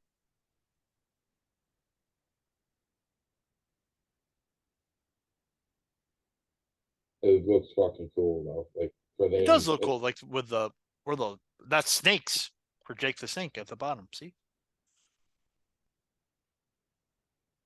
They just casually move the switch. Yes. And then they got to plug it in. See, just and Sting's just like, Letting it sink in. no, he's just Fucking looking Tony like, Schiavone was everywhere back then too. what was that? I said, fucking Tony Schiavone's everywhere back then too. Sure, holy shit. Well, yeah. Everybody made a comment about him and AEW always being in places, but like he was like that back here too. Well, yeah, duh. He's Tony Schiavone. He does what he wants. His freaking red cummerbund. Not dressing up. Sting dressed up for Halloween. Why couldn't Tony Schiavone? Oh, he looks fancy. Takes like 5 seconds for the wheel to move after he pulls it.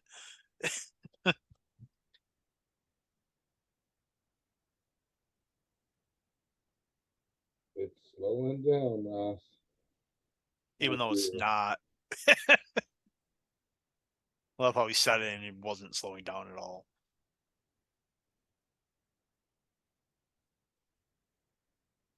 I do love the Halloween Havoc sets, though. Yeah. from like 96 to. And Sting just like, what the fuck is that? He's like, oh, I guess, okay. He's like, okay. Loaded glove, man. It's like, sure. Okay. It's like, I'll just leave now. Okay, sure. Why not?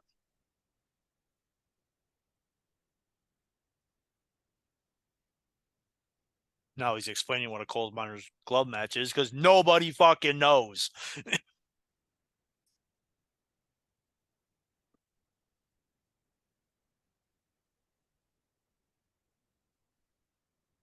I just noticed that he's wearing a pink wristband for breast cancer awareness month.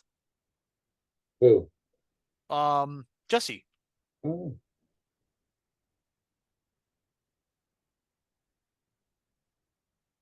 the featured governor. See, even he wanted to be like Arnold. He became a governor. The governator. This takes like 15 minutes before the match starts. Only Anderson in the ring. Resident of the NWA. That's what it is. See ECW Hat Guy? Yes.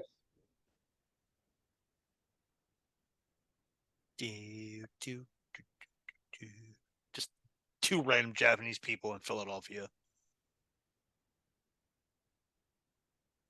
Who's that guy? Oh, Olympian. Who cares? Who do you ever beat? I don't know. Where did they find? Where did they go in the Olympics that year? It was Barcelona. 92 Barcelona. Two referees. Yes, two referees.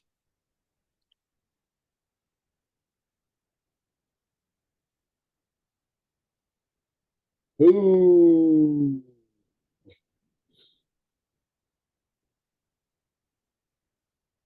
Yep. Oh. Yay! Kensuke Sasaki. Sasaki. And Chip just came.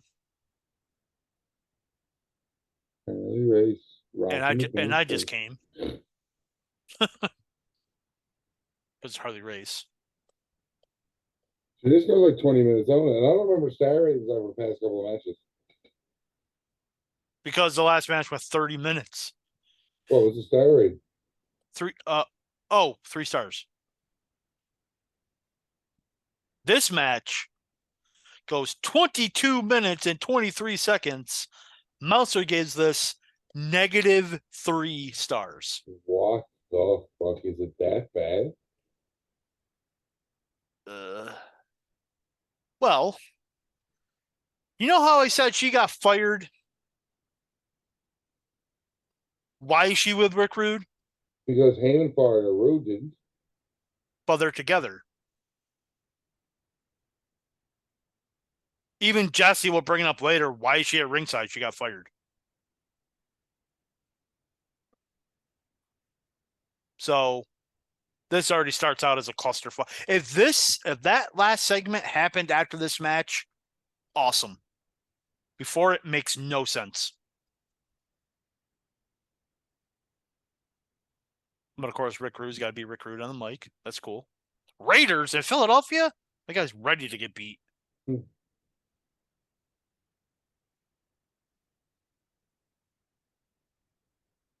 Ow. I wonder how much shirts cost back then. What, you don't have the merch stand? Like merch, yeah. Probably the same. As now? Yeah. I don't believe that. The hell, that guy's freaky. That guy scares me. See, JR just said it. What? Obviously, Rude and Medusa are still a unit. because he doesn't know because he's confused too. It's like, what? It makes no sense. It's dumb. It's dumb, dumb, dumb. Dumb, dumb, dumb, dum, dum, dum, dum. It looks like you're frozen, but I don't think you are. No, I'm just stoned and not moving. And there's Masahiro Chono. So Chip just came again. The NWA title, that's the WCW big guy. Like, fuck. Yep. But the NWA belt itself looks really nice. So, you know what I mean? Yeah. So the crowd is absolutely fucking dead for this match because they don't give a fuck about Chono. They don't know him. They don't care. They could give two fucking shits about Chono.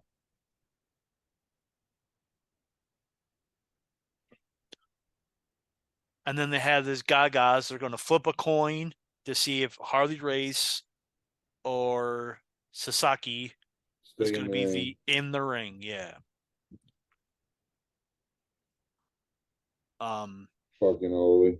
I'm going to do a time cue. I'm at 144.14, 15, 16, 17, 18. 144, 18, 19, 20. Oh, I'm ahead of you, but you're ahead of me? Yeah, makes sense. Goddamn Canadians. Yeah. So, checking both recs to make sure that, no funny business. Ole does love patting men down. Ironically, so does Chip. Hi-oh. Ironically, so does Chip.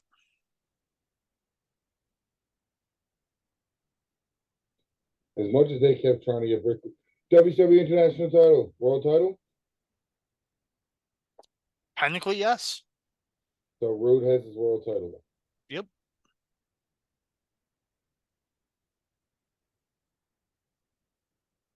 He beat Flair at Fall Brawl 93.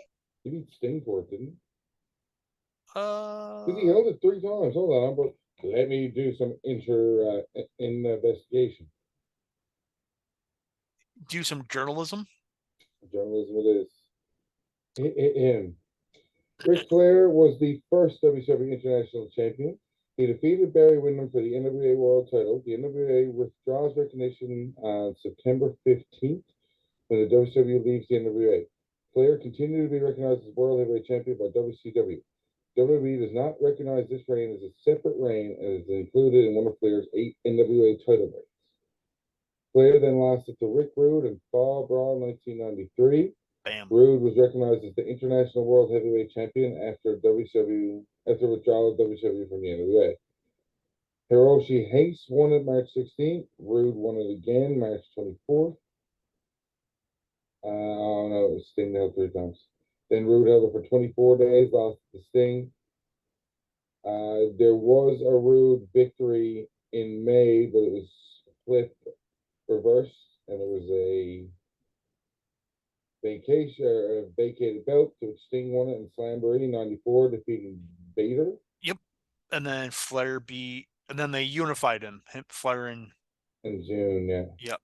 I think it was vacated because Rude actually hurt his back and then he had to retire, I think. But yeah. Yeah, this match goes 22 minutes and 23 Title Sting was notified of the reversal of the title change at Slamboree, but refused the title, leaving it vacant, is what happened. Yep. That actually was one of the first VHS tapes I owned, was that Slamboree 94.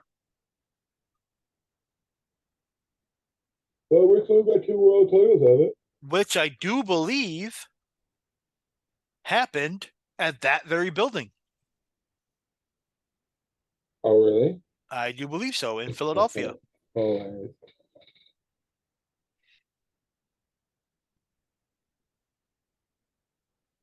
because I bought Slamboree 94 and Spring Stampede 94 at the same time. They were $10 each for a VHS.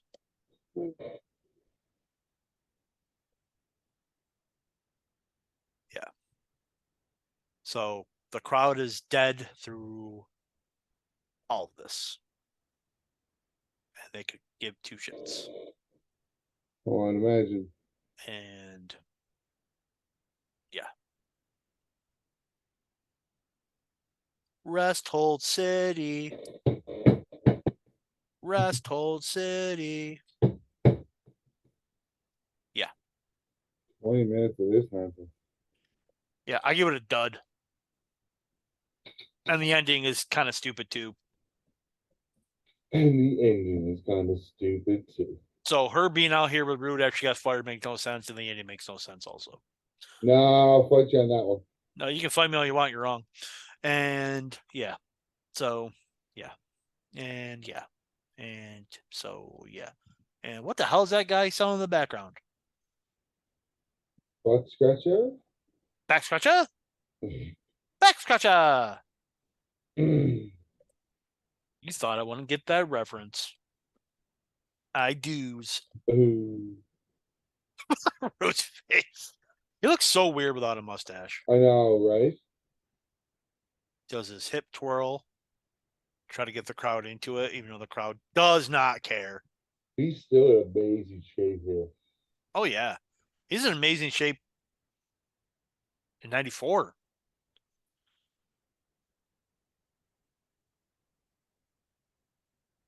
Do I want to go back and do like a watch along of Starcade 93? Because that was another one of those VHS tapes I got. And it's one of those events that I haven't watched since I was like probably in high school, even though I owned the VHS of it. And I remember really liking that show. So it's probably going to be terrible. Probably, yeah. I had fond memories watching WrestleMania 11 the other day. About how you thought that show was really good, and you're just like, meh. Yeah, it was just more about like I said, WrestleMania 4 and WrestleMania 11 we had on VHS, so we watched those two WrestleManias religiously growing up, right? Yeah. I had a lot of 98 WCW and WWF, so I was watching those all the time, and so flip flop in between the two. Why didn't the NWA want the world title on Rick Rude?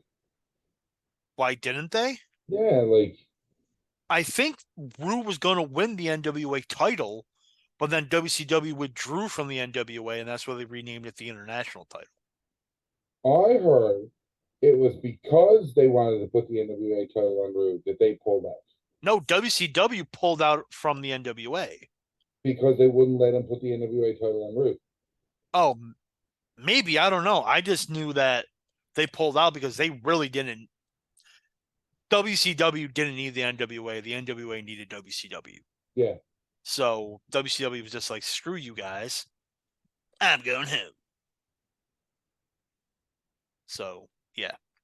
yeah, because Flair's NWA champion, but by the time he loses the belt to Rude, it's the WCW International Championship. Right. Excuse me. That's what do some mouthing off to Sasaki going, I'm not sleazy. I don't like Asians. Go away. Fuck you. Fuck you, duck. On a nice move, actually. What, this? Striations. The striations.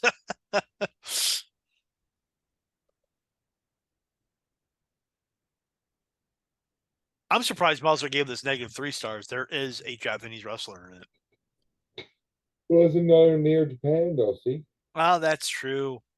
Even if it was on the West Coast, he probably would have given it a 1 star. Even if it was fake Little Japan and West Philly, it wouldn't have mattered. Oh, that's true. That's true. Yeah. Shoot it. You won't. Oh, he did. Oh, okay. He made it. Duke's up by 20 with 5 to go. I think we're going to win this. stress-free day for me. Saturday will be the bigger stressor. No watch. I will not stand up. Oh, we just kicked him in the butt. Multiple times. So I went to the doctor the other day, and I need an MRI on my back now. Of course, you need everything done to you. We're gonna make you the $6 man. I told you this. The $6 man. We had the technology for $6. Now, just will insurance approve the MRI? Now that's the thing. They're denying everything else. So, yes, You just moved to Canada already? Jesus Christ. I know, right? Don't I have to live there for like 6 months. Oh, Come up there and fuck yourself up. We're Canadian. We're not gonna care. We're gonna be like, sorry, man. I'm Sure, already you want to? fucked. Yeah, here's some drugs. Hey, your arm looks kind of fucked. Don't you guys have like ibuprofen with like codeine? You just sell it over the counter. Yeah, Hmm. Hmm. Might just cross the border and go to St. Catherine's. yeah, they're called Tylenol ones. You did not hear that from me though. That was not me talking. Good. I still don't see much of shit. You shit on this match. And Meltzer really shit on this match more than they really needed to. It's not terrible, but like, Again, I watched it with sound, and the crowd just could not care. They're more focused on stuff going on in the crowd, and they just don't care about Chono. And probably the match really isn't as bad as it. Oh, look, Rue tapped out. Matches should be over. But yeah, it's just yeah. Sound off. It's still not great. it's Hogan Rock. Fuck you. Fuck you. What? Now I am gonna go to Canada, not just for the drugs, but to beat your fucking ass. Dude, like there's so many different scales you gotta rate stuff on. That is the perfect one to rate that, the Hogan Rock scale. If you watch that match without the crowd, it's terrible. You watch that match with the crowd, it is one of the greatest WrestleMania matches that ever happened. I know you are, but what am I? Canadian. I'm not Canadian. I am though. Oh, yeah. I was gonna say sucks to be you, but I'm bitching about all the shit here in America. So Right? I'm so glad that the guy from Japan has Japan on his tights because I don't think I would have told the difference between which one.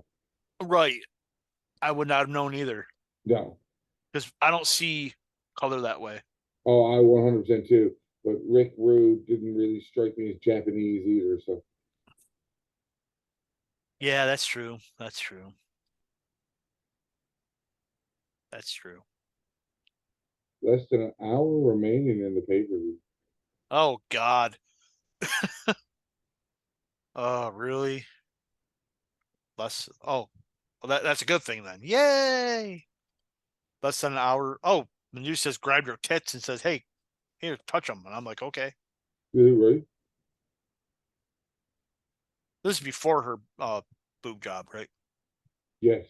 She was still all in. I am perfect as who I am. Nonsense. Yeah. She, I mean, she was hot here. Then she got a boob job. Honestly, I don't think it. Honestly, I liked her better here.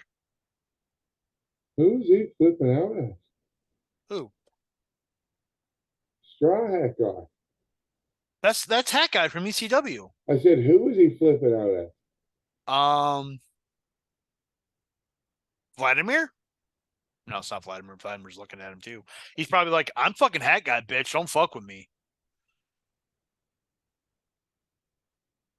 Like, he's getting super hot with that guy. He's probably fucking. I'll have Paul Heyman, and I'll make ECW, and he'll make ECW a thing. Oh, he punched him in the face. And then he When in poses. doubt, Rick Rude must pose. Hell yeah. You loved the pose off at the '89 Rumble, didn't you? Oh, so good. I can't tell if you're being serious or not. I'm deadly serious. And 89. he just did the shake, rattle, and roll. 89. That's pose down is perfect in 89. It was a You're waste of lucky 20. that didn't main event the Royal Rumble that year. The main event was clearly Rocket Robin versus whoever. I can't remember who she even fought. Wasn't the main event the weird tag match? No, it was the Rumble. What year was it? Must be 87. The Royal Rumble main event is like a weird tag team match. The Royal Rumble main event in 88, the first Royal Rumble, was the Royal Rumble. The last match was a weird tag match, but the main event was the Royal Rumble. Get it right. I will prove to you that the main event is not always the last match. No, again, you can say that all you want. It's still the last match is the main event. It It's is what definitely it is. not. It definitely is. Definitely not. Because the last thing you watch on the show. Doesn't mean it's the main event.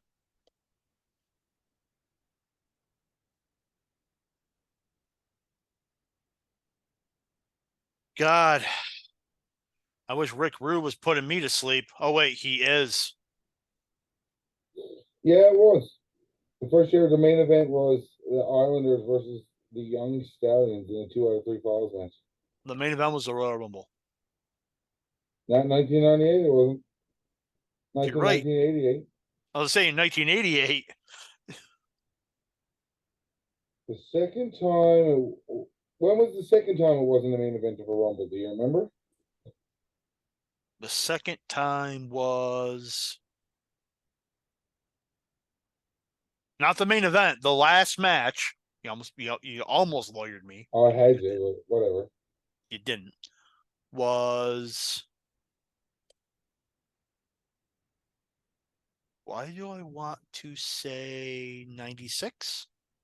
Yes, sir. Brett and Taker. It went 3 years in a row then. Yep. That it wasn't a main event. Brett and Taker, Sid and Sean and Undertaker. Oh, that was in and out.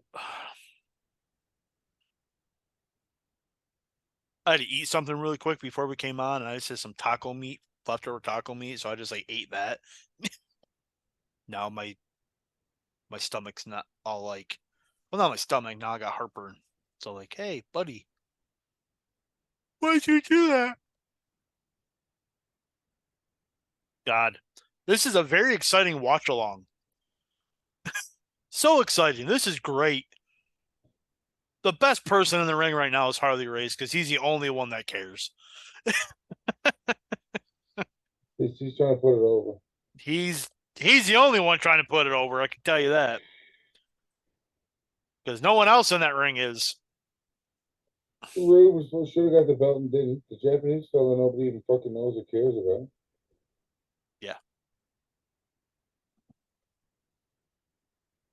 And I think this match still has like 12 minutes to go or something like that. It's insane.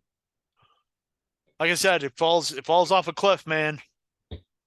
Falls off a cliff. Well, I mean, like the logic does Sting in the main event in WCW 92 make sense, but like No, I Sting and Jake Roberts is the main event of this show.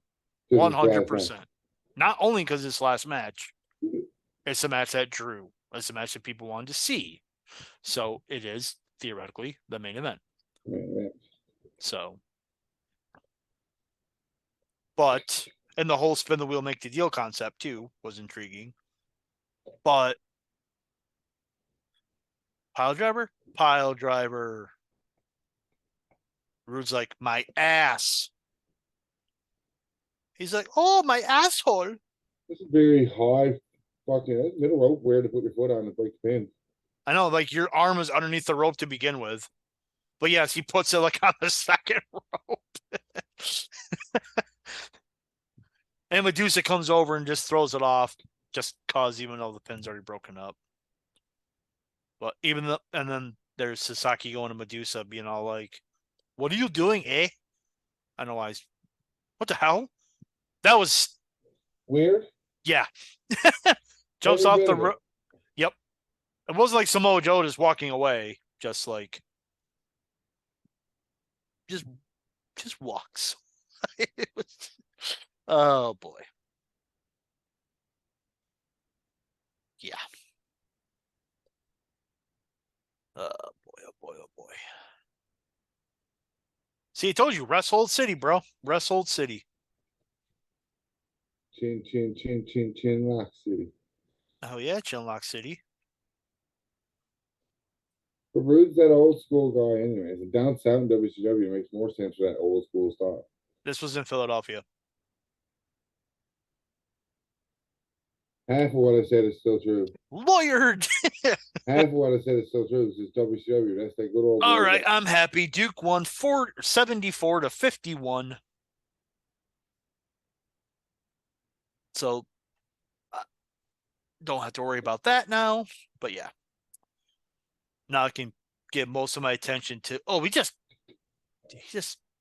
Chopped him in the sure throat. he just made sure he had an Adam's apple. Yeah. He was taking him home later, so he had to make sure. Yup.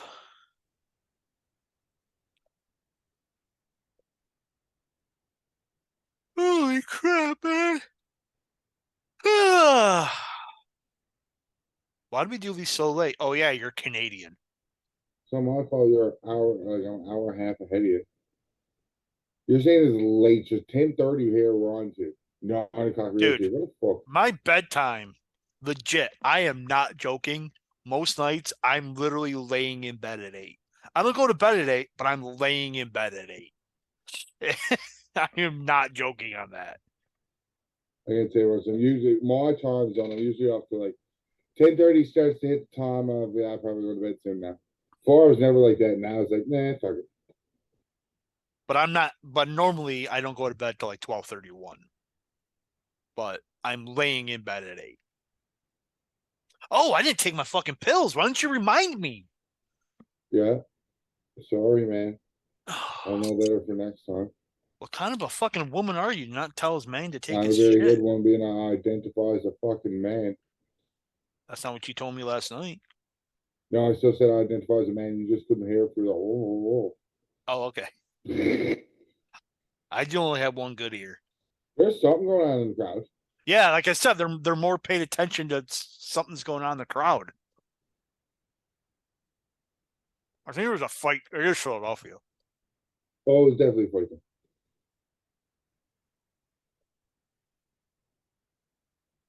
How are we going to do 20-minute match? We don't understand what each other says. 15 minutes of best holds. Yes. 15 minutes of breast holds. You like breast holds? I do, yeah. Twisters. You like them done to you? I mean, depends on the drugs, I suppose.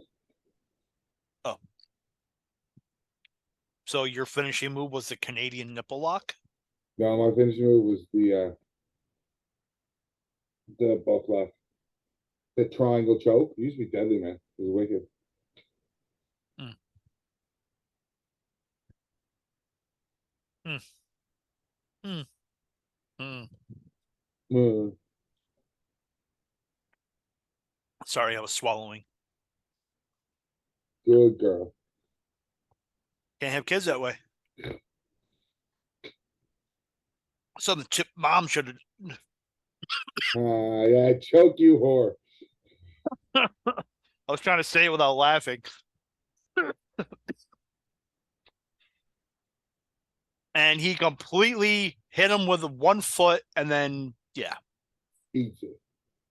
biffs it. Just completely beefs it. Who fucks Harley Race? Who fucks Charlie Race? Okay. Who fucks Harley Race? Oh, yeah, definitely. Right in the fucking kisser. Right in the kisser. And then Sasaki's over there. Okay. So now throws Rude over the top rope onto the referees. Yeah. That should be a disqualification. The match ends in disqualification, doesn't it? It does. But also, in the NWA, a title changes hands on a disqualification. So there's the Rude Awakening. So finally, we're at the end of this shit match.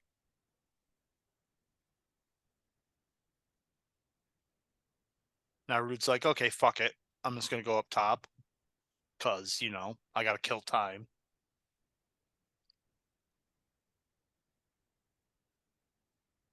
And misses the knee, which I always miss in WWE 2K22. Always.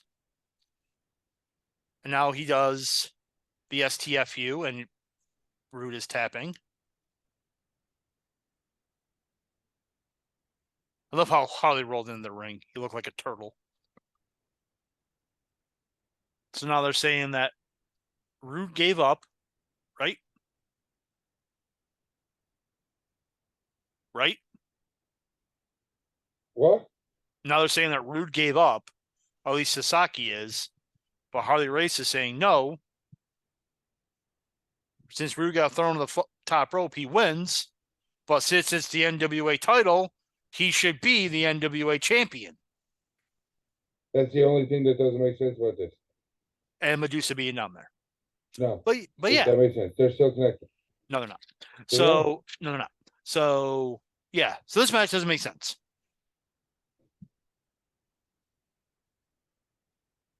For being super fucking long with a bunch of rest holds for the person that no one cares about, and the booking makes no sense.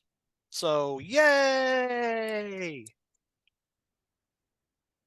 WCW being WCW. I mean, obviously they wanted to keep a relationship with New Japan.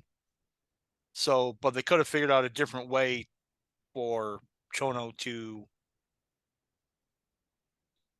retain the NWA title. And then Sasaki has to get heat on Harley, which the fans cheer for.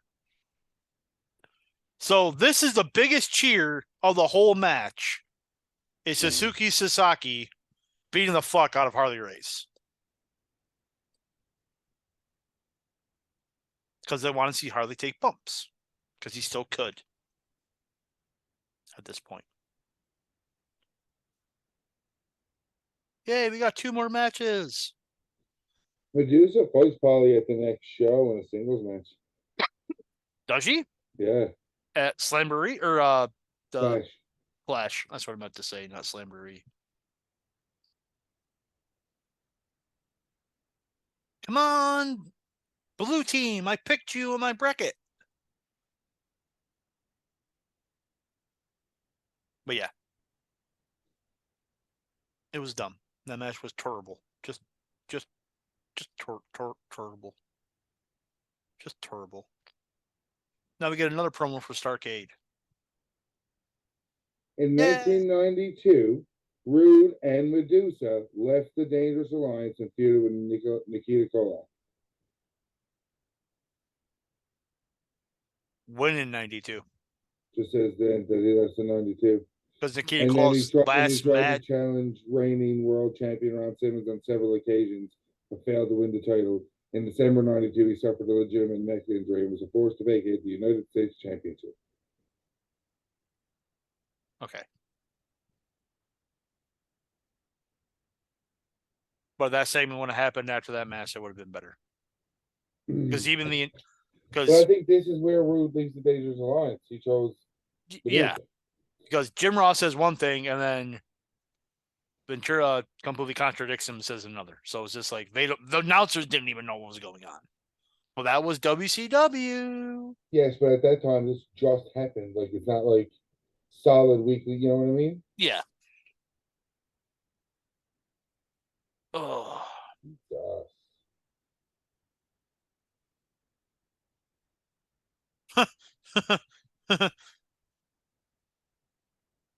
Just beats center blocks.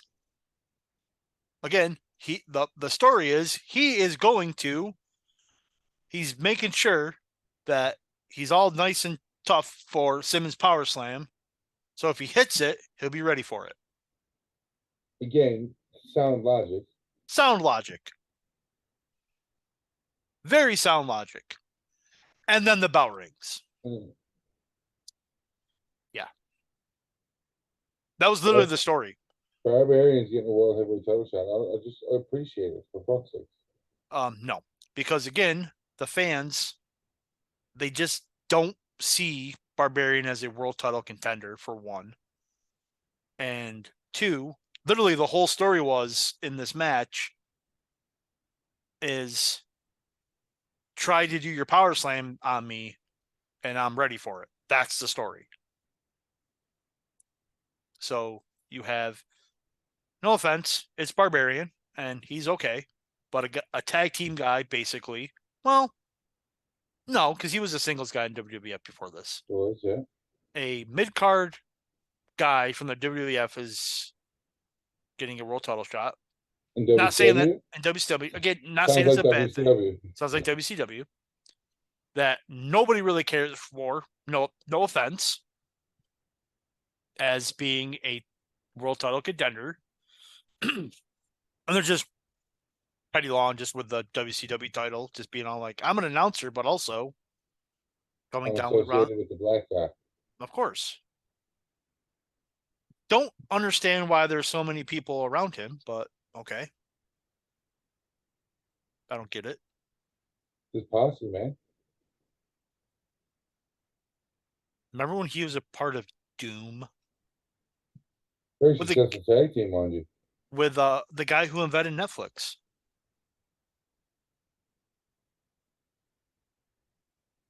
Nothing. You're no Not a selling thing. me. Yeah, I was. Yeah, I was trying to anyway. No selling me on that. Okay. Dick.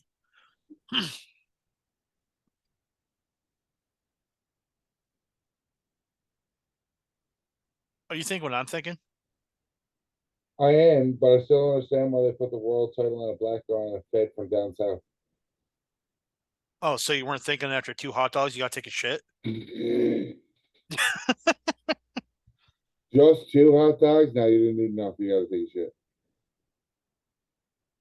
Get it, quote something from the league and you don't get it.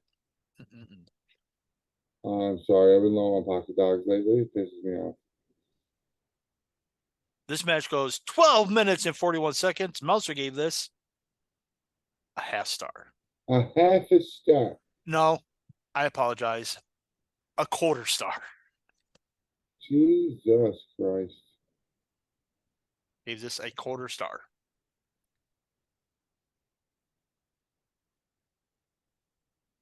World's Heavyweight Championship. One fall with a 60-minute time limit. This match, I said, goes 12 minutes and 41 seconds. This match goes 13 minutes too long. Wow.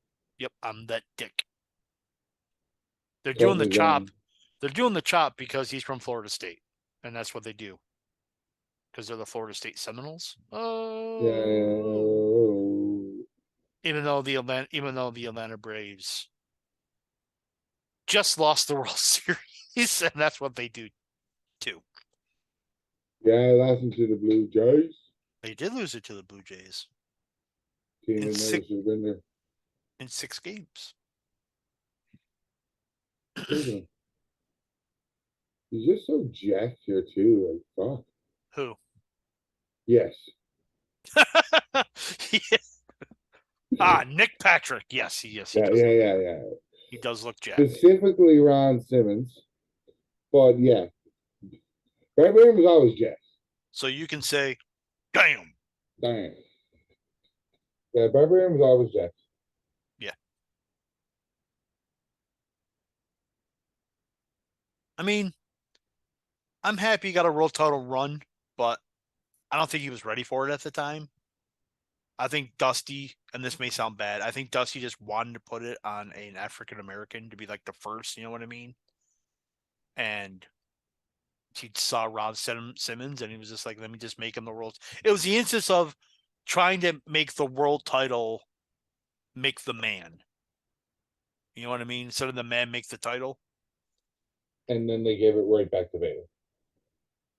Yeah. Well, it was a couple months, but yeah. Doesn't Vader win at the like January or something? I thought he won Starcade. No. No, because Starcade, him and Stinger in the finals of the Battle Bowl. Right. No. Him and Stinger and the King of Cable. Yeah, right. Fuck. Yeah, because you have Battle Bowl, the 2 world titles, the King of Cable. Because I think it's Chono versus Muda for the NWA title, and Muda loses that, But still wins the but Battle still Bowl. wins Battle Bowl. And yeah, I think Vader. I'm gonna look that up because now I'm Vader curious. loses this thing in the King of Cable. You're right. Yeah, but I'm talking about when Simmons loses the world title. Oh, when he wins back. Yeah, WCW World Heavyweight Championship. Yay! Because this match is dumb. Not a terrible drop kick, but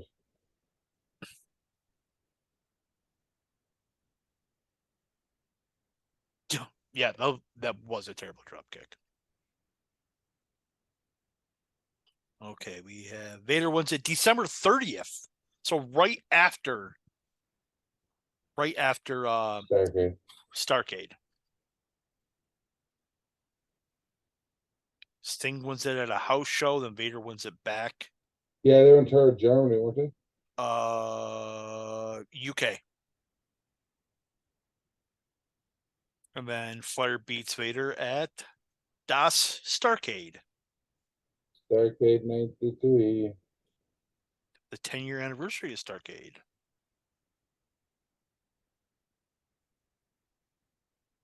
Yes, because Flair wins the triple threat earlier in the night. Huh? Starcade 93. Flair wins that triple threat earlier in the night, doesn't he? No. It was a career versus title match against Vader. Ric Flair wins. I thought Ric Flair wins a triple threat match earlier in the evening in Starcade 93 No. to get the title shot. No. Which event was that then that happened? 95. 95. I do believe that was Starcade 95.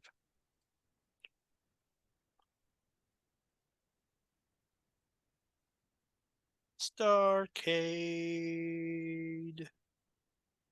Um, If I know how to spell Starcade. Why? Yo, it's not me, it's my phone being dumb. that's what it is it? It is because type Starcade and it keeps auto correcting it. Mick Foley. At least Mick Foley got on the show.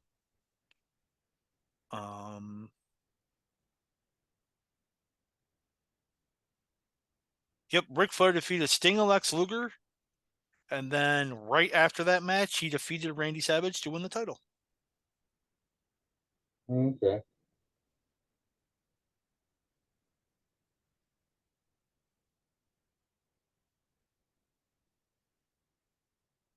Flair so over as WCW champion. We were looking up his stats during this match. Say that again? I said Flair's such a better WCW champion. We were looking up his stats during this match. Of course he was. Better. Ric Flair being better than Ron Simmons, say it ain't so. Mm-hmm.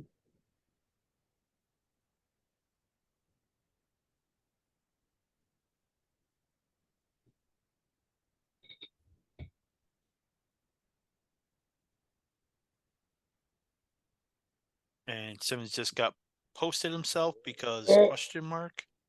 that was our clothesline to the fucking throat against the ring post. Yep.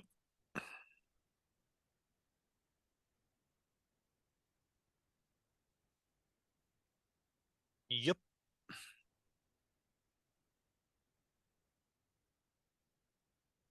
Jesus.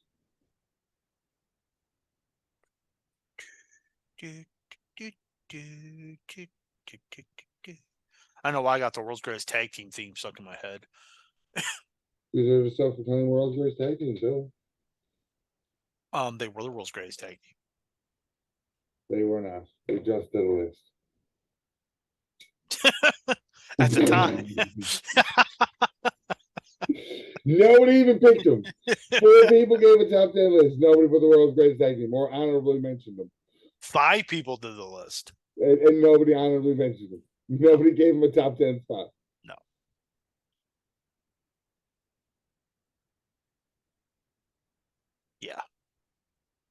I still can't believe them fucking idiots put the Young Bucks up so high or anywhere. I can't believe Chip Coco be wearing who? I don't even remember. He did that purposely. I'm pretty sure. I just think he drank a lot of paint as a kid, and his Oh, uncle okay. played hide the teacup. Okay. Okay, that makes sense. Barbarian is as dark as Ron Simmons, and that's fucked up.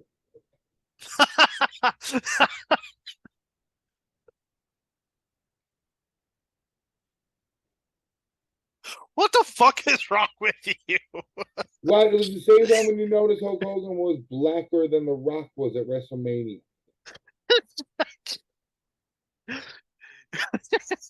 It's just like Barbarian is darker than Ross Simmons, and that's fucked up.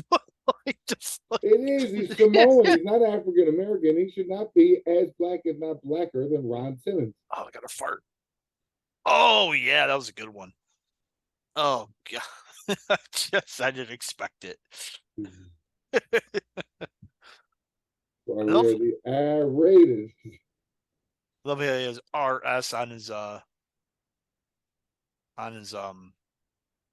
He has the RS on his right boot. Shouldn't it be left side LS and RS on the right side? Wow, you're such an I am. idiot. Dad joke.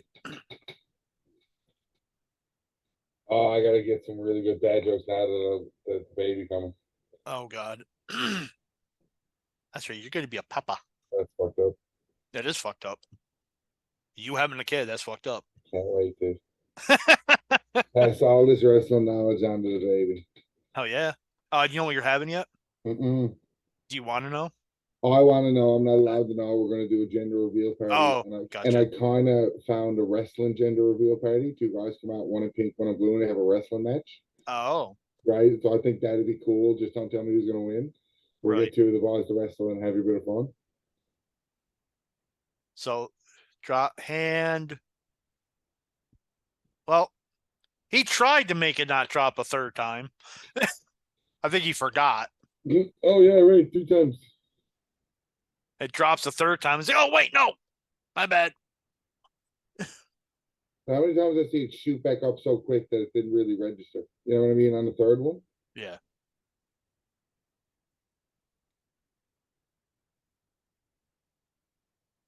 If Ugh. it wasn't for the hair, I couldn't, and the tights, I wouldn't tell them apart.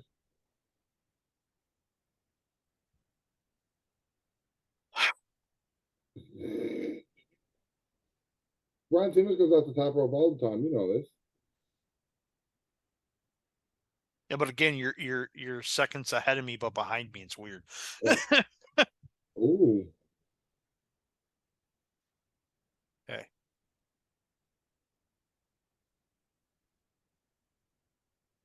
Oh, that looked bad. Yeah.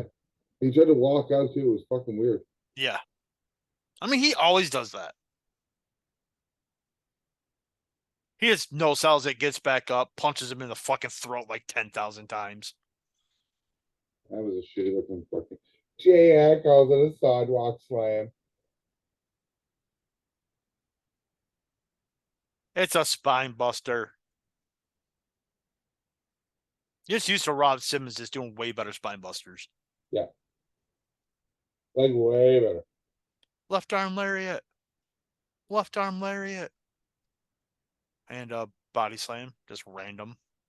Now McFoley goes up on the apron. He's all like, he's doing stuff to my guy and that's not allowed. And he just fucking Fuck you, the crowd wasn't into this. They were really in around Simmons not getting fucking attacked from behind then.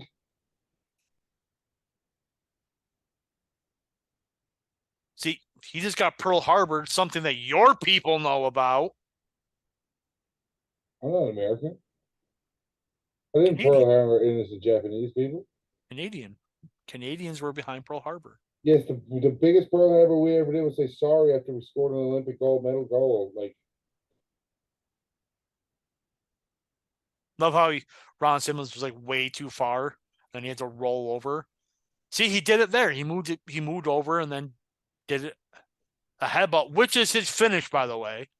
Simmons just kicks out because but back here, that meant something. yeah. And McFoley's like, he kicked out. That's stupid. Fuck, there's some stiff clotheslines.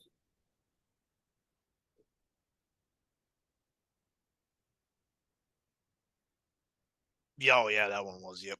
Well, Yep. You're like probably 10 seconds ahead of me now. You got the better network, and I'm pissed.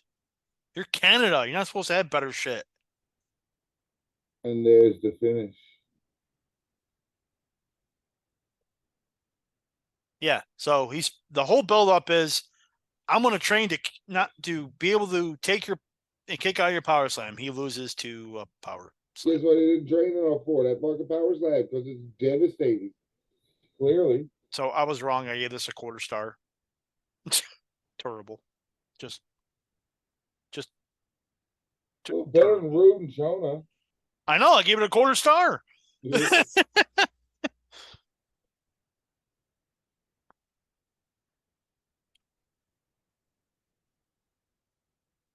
And then there's Jazz the music playing.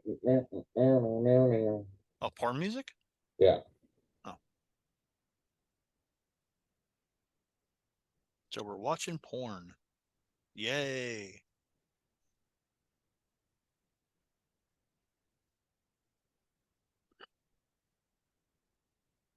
Youth movement in WCW in 1992. Oh yeah, this is where Eric Watts comes out, and I think the crowd boos. To be honest,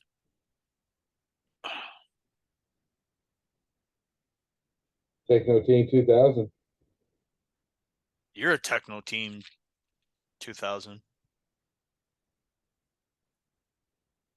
Well, this size is a big boy, right? Like, No, he was. You see, they're putting the pull up in the background. But yeah, like he was a biggin. he was a big one. He just wasn't any good. Mm. He got shoved down their throats because he's daddy's baby boy. His running TNA was really what I'm saying. I did enjoy that whole Eric Watts storyline. He was right. He was right. It's fine. It was an okay match for a house show.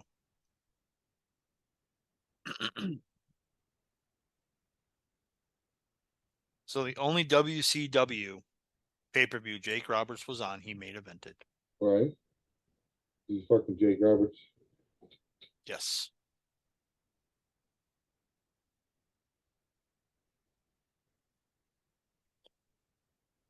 It's so weird. You see Bruno Sammartino, Ron Simmons, and Eric Watts.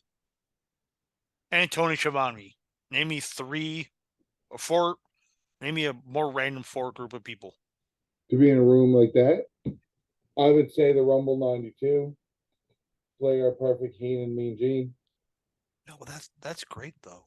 Well, you talk No, about a four weird, you never really.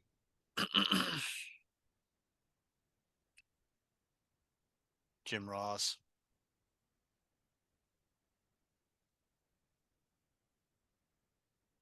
Why didn't they rig the wheel for something better? Because it's WCW.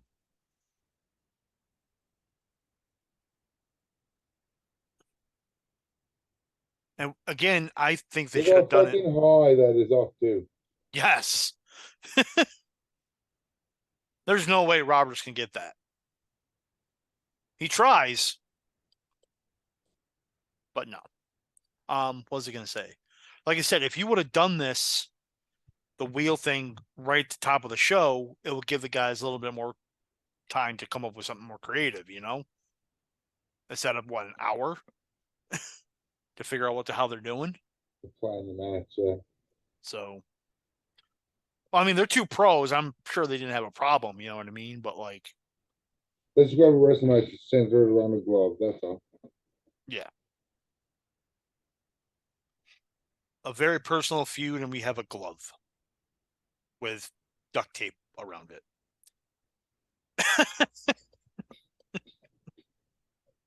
I'm gonna hit you with this duct tape because it's deadly. I imagine April, October, 6 months ago, you were at WrestleMania. Against the Undertaker. Now you're in WCW making far less more money than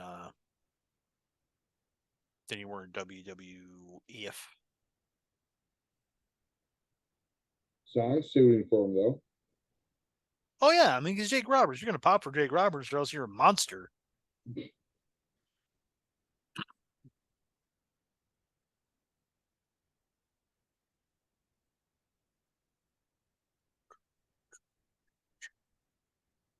Oh, Sting with colorful face paint. Yes, that's his literally his gimmick.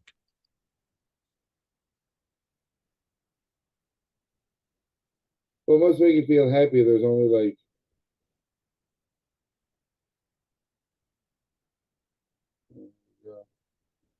15 minutes left to the pay per view.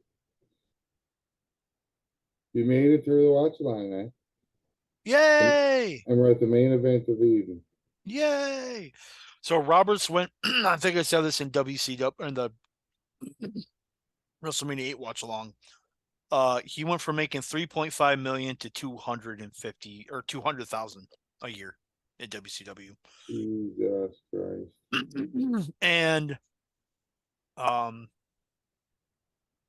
so he started in August 2nd at a main event taping, and his last appearance was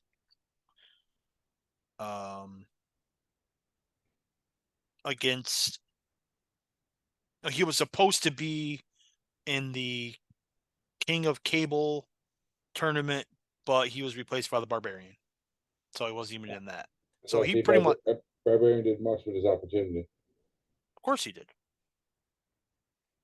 So yeah, I love how he just body slams him. Sting just literally stands there, waits for him to get up, and body slams him again. Sting's like, "I'm gonna go get it." Just think about it now. Odds Jake being high during this match. 102.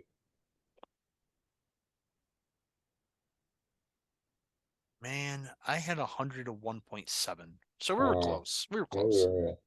it's still probably 110. Yeah. To be honest, though, I'd say about 65%. Like,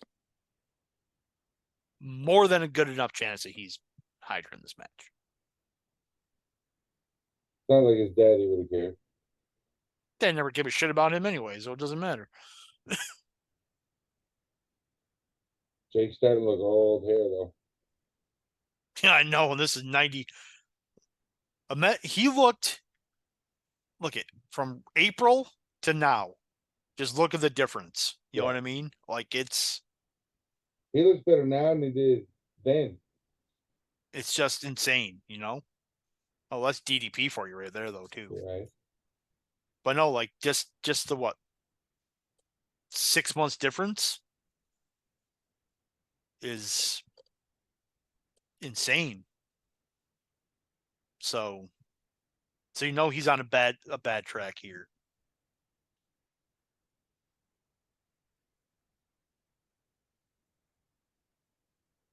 What was it?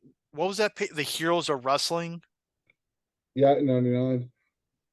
that he showed up and he was all fucked up. They had two singles matches. They had to combine and do a tag match. Yeah, Blackjack, you got 21, I got 22. That's busted.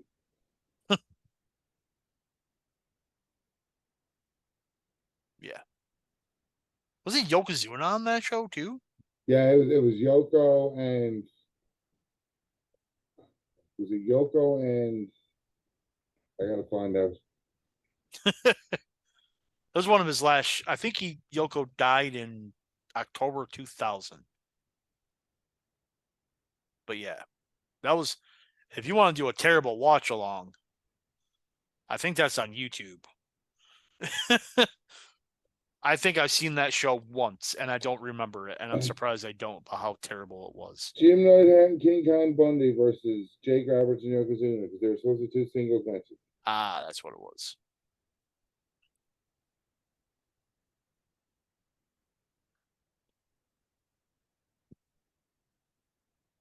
And there we go. Sting's trying to climb. He looks like he's humping the pole.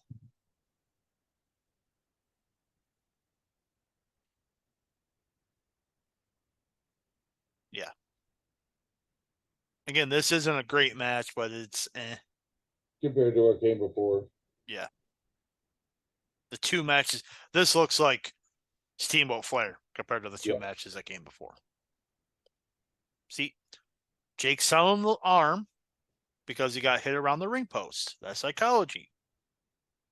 Yay. WCW had psychology. Jake Roberts has psychology. He just happens to be in WCW.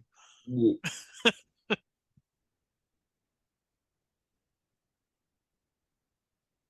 Oh, that was terrible. Sorry, the basketball game. That was shit. Was it?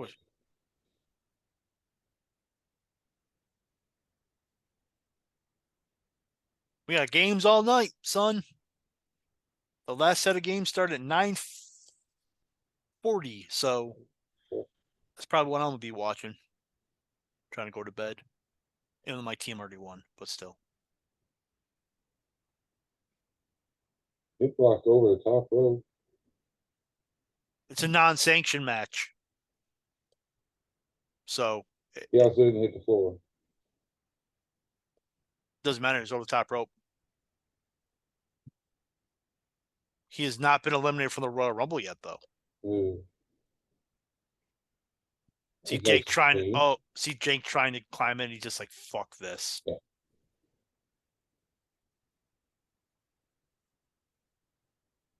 That was a nice little face bump out of that. Yep. I agree. Jake's just all like, please don't hurt me anymore. Just let me go, please. Can we get this match over with? I need to smoke more crack. Right. I'm talking about me, but that's probably what Jake said. That's definitely what Jake thinks. I'm surprised he didn't go under the mat and smoke crack during the match. I'm surprised he didn't either. I'm surprised Hornswoggle goes out underneath there giving him crack.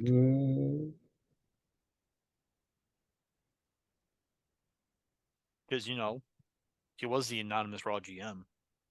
This is facts, yeah, it was proven. Yeah, so.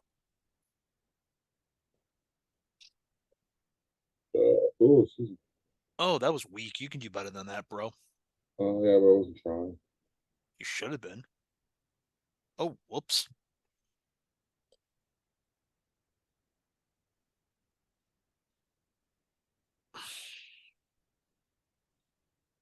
I know the snake is a part of this finish. Where the fuck is the snake to now? It's coming. I think Mick Foley brings it down. Because, you know, Mick Foley was feuding with Sting. Kind of. They had a really good match at the Beach Blast that year. Yeah, because they got a big hole. Let's feed Sting people. Yeah. Chair. Right, Chair. He hits him on the gross side. Yeah, I was just going to say he definitely hit him on the wrong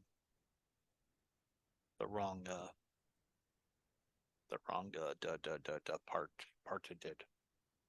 Hill's kicking in.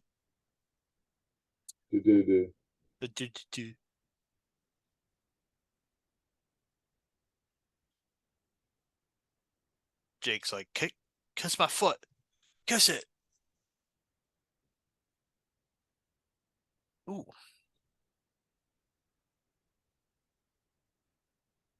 Not the dreaded wrist tape. Man, that shit's hard to pull apart, but that choke motherfucker. Leave him alone. What does Sting ever do to him? I don't know. Probably just got him a spot or something. Oh, okay. That makes sense. That makes sense.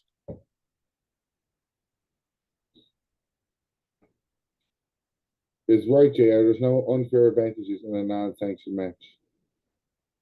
Heels always tell the truth, bro. You should know this. I do have being a heel, so. I mean, I'm a heel. I'm always right. So. Did you pretend like you're a face? I don't pretend I'm a face. I'm a fucking heel. Sleazy thinks he's a face Oh, because he's sleazy. Sleazy.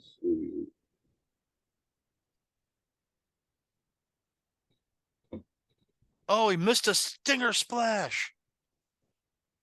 It's always funny to see how much height he'd get to see if he'd hit it or not. If he goes super high, he hits it. If he goes super low, he doesn't. Yeah. Oh, yeah. Short arm clothesline. That's the setup for the DDT. One of the best.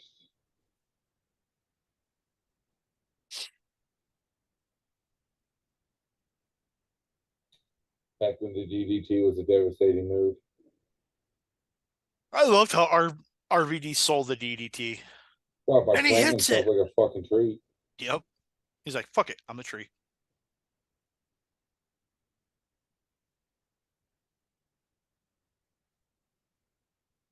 But yeah. Here comes Jake. Hits the DDT. Goes to get the coal miner's glove. And Sting sells it like a DDT nowadays. Just gets right back up. Oh, well done, Sting.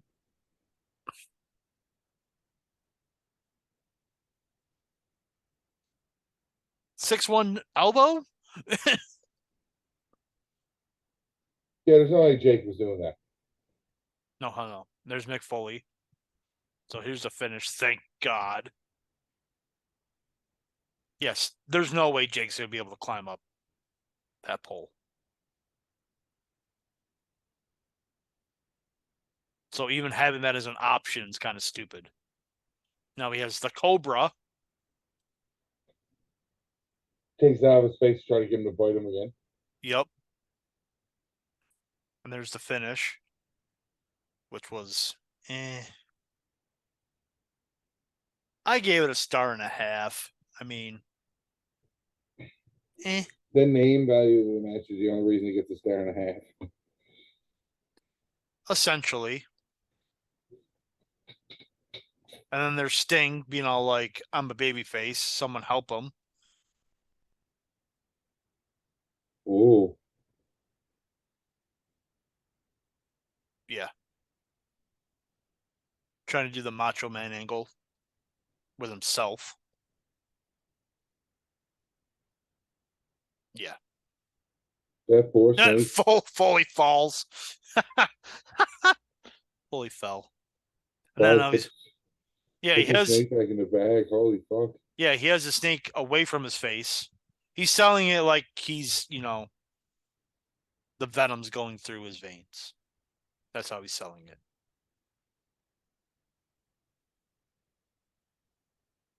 Well, that was definitely a pay-per-view that happened in 1992. Yes, it was. You picked it, sir. I did. I don't hate it. It wasn't as bad as you let it up to be. It wasn't good, but it wasn't as bad as you let it up to be. I gave you multiple better options like Super Brawl and Beach Blast, and you're like, no, I want this I one. want to watch this match. That and I like the idea of Ron Simmons world title run. Okay. I'll allow it. So, yeah. To me, it was the first half of the show was passable. The second half was wah, wah, wah. So we still got some stuff. I think they go back up to Tony Schiavone or something, I think. They're up to Schiavone and San Martino now. Yeah, because this WCW and they have to do something stupid at the end instead of just going off the air. Again, it's a watch along. I gotta watch the whole thing. Blah blah blah blah blah blah blah blah blah blah. Tony Schiavone's like, you have cauliflower ears, and they're disgusting. And Bruno Santino was like, I can't hear you. I got cauliflower ears. What'd you say? What? San Martino doing the WAP before the WAP was popular. Yep. And then all that just for them to stand up and be all like, hey guys, stuff happens. This was a show that happened. Yay. Jim Ross is like, I'm out of this bitch in a couple months. Good luck. Yeah, he is, yeah. Fuck man, the landscape. Think about how the landscape changed in a couple of months.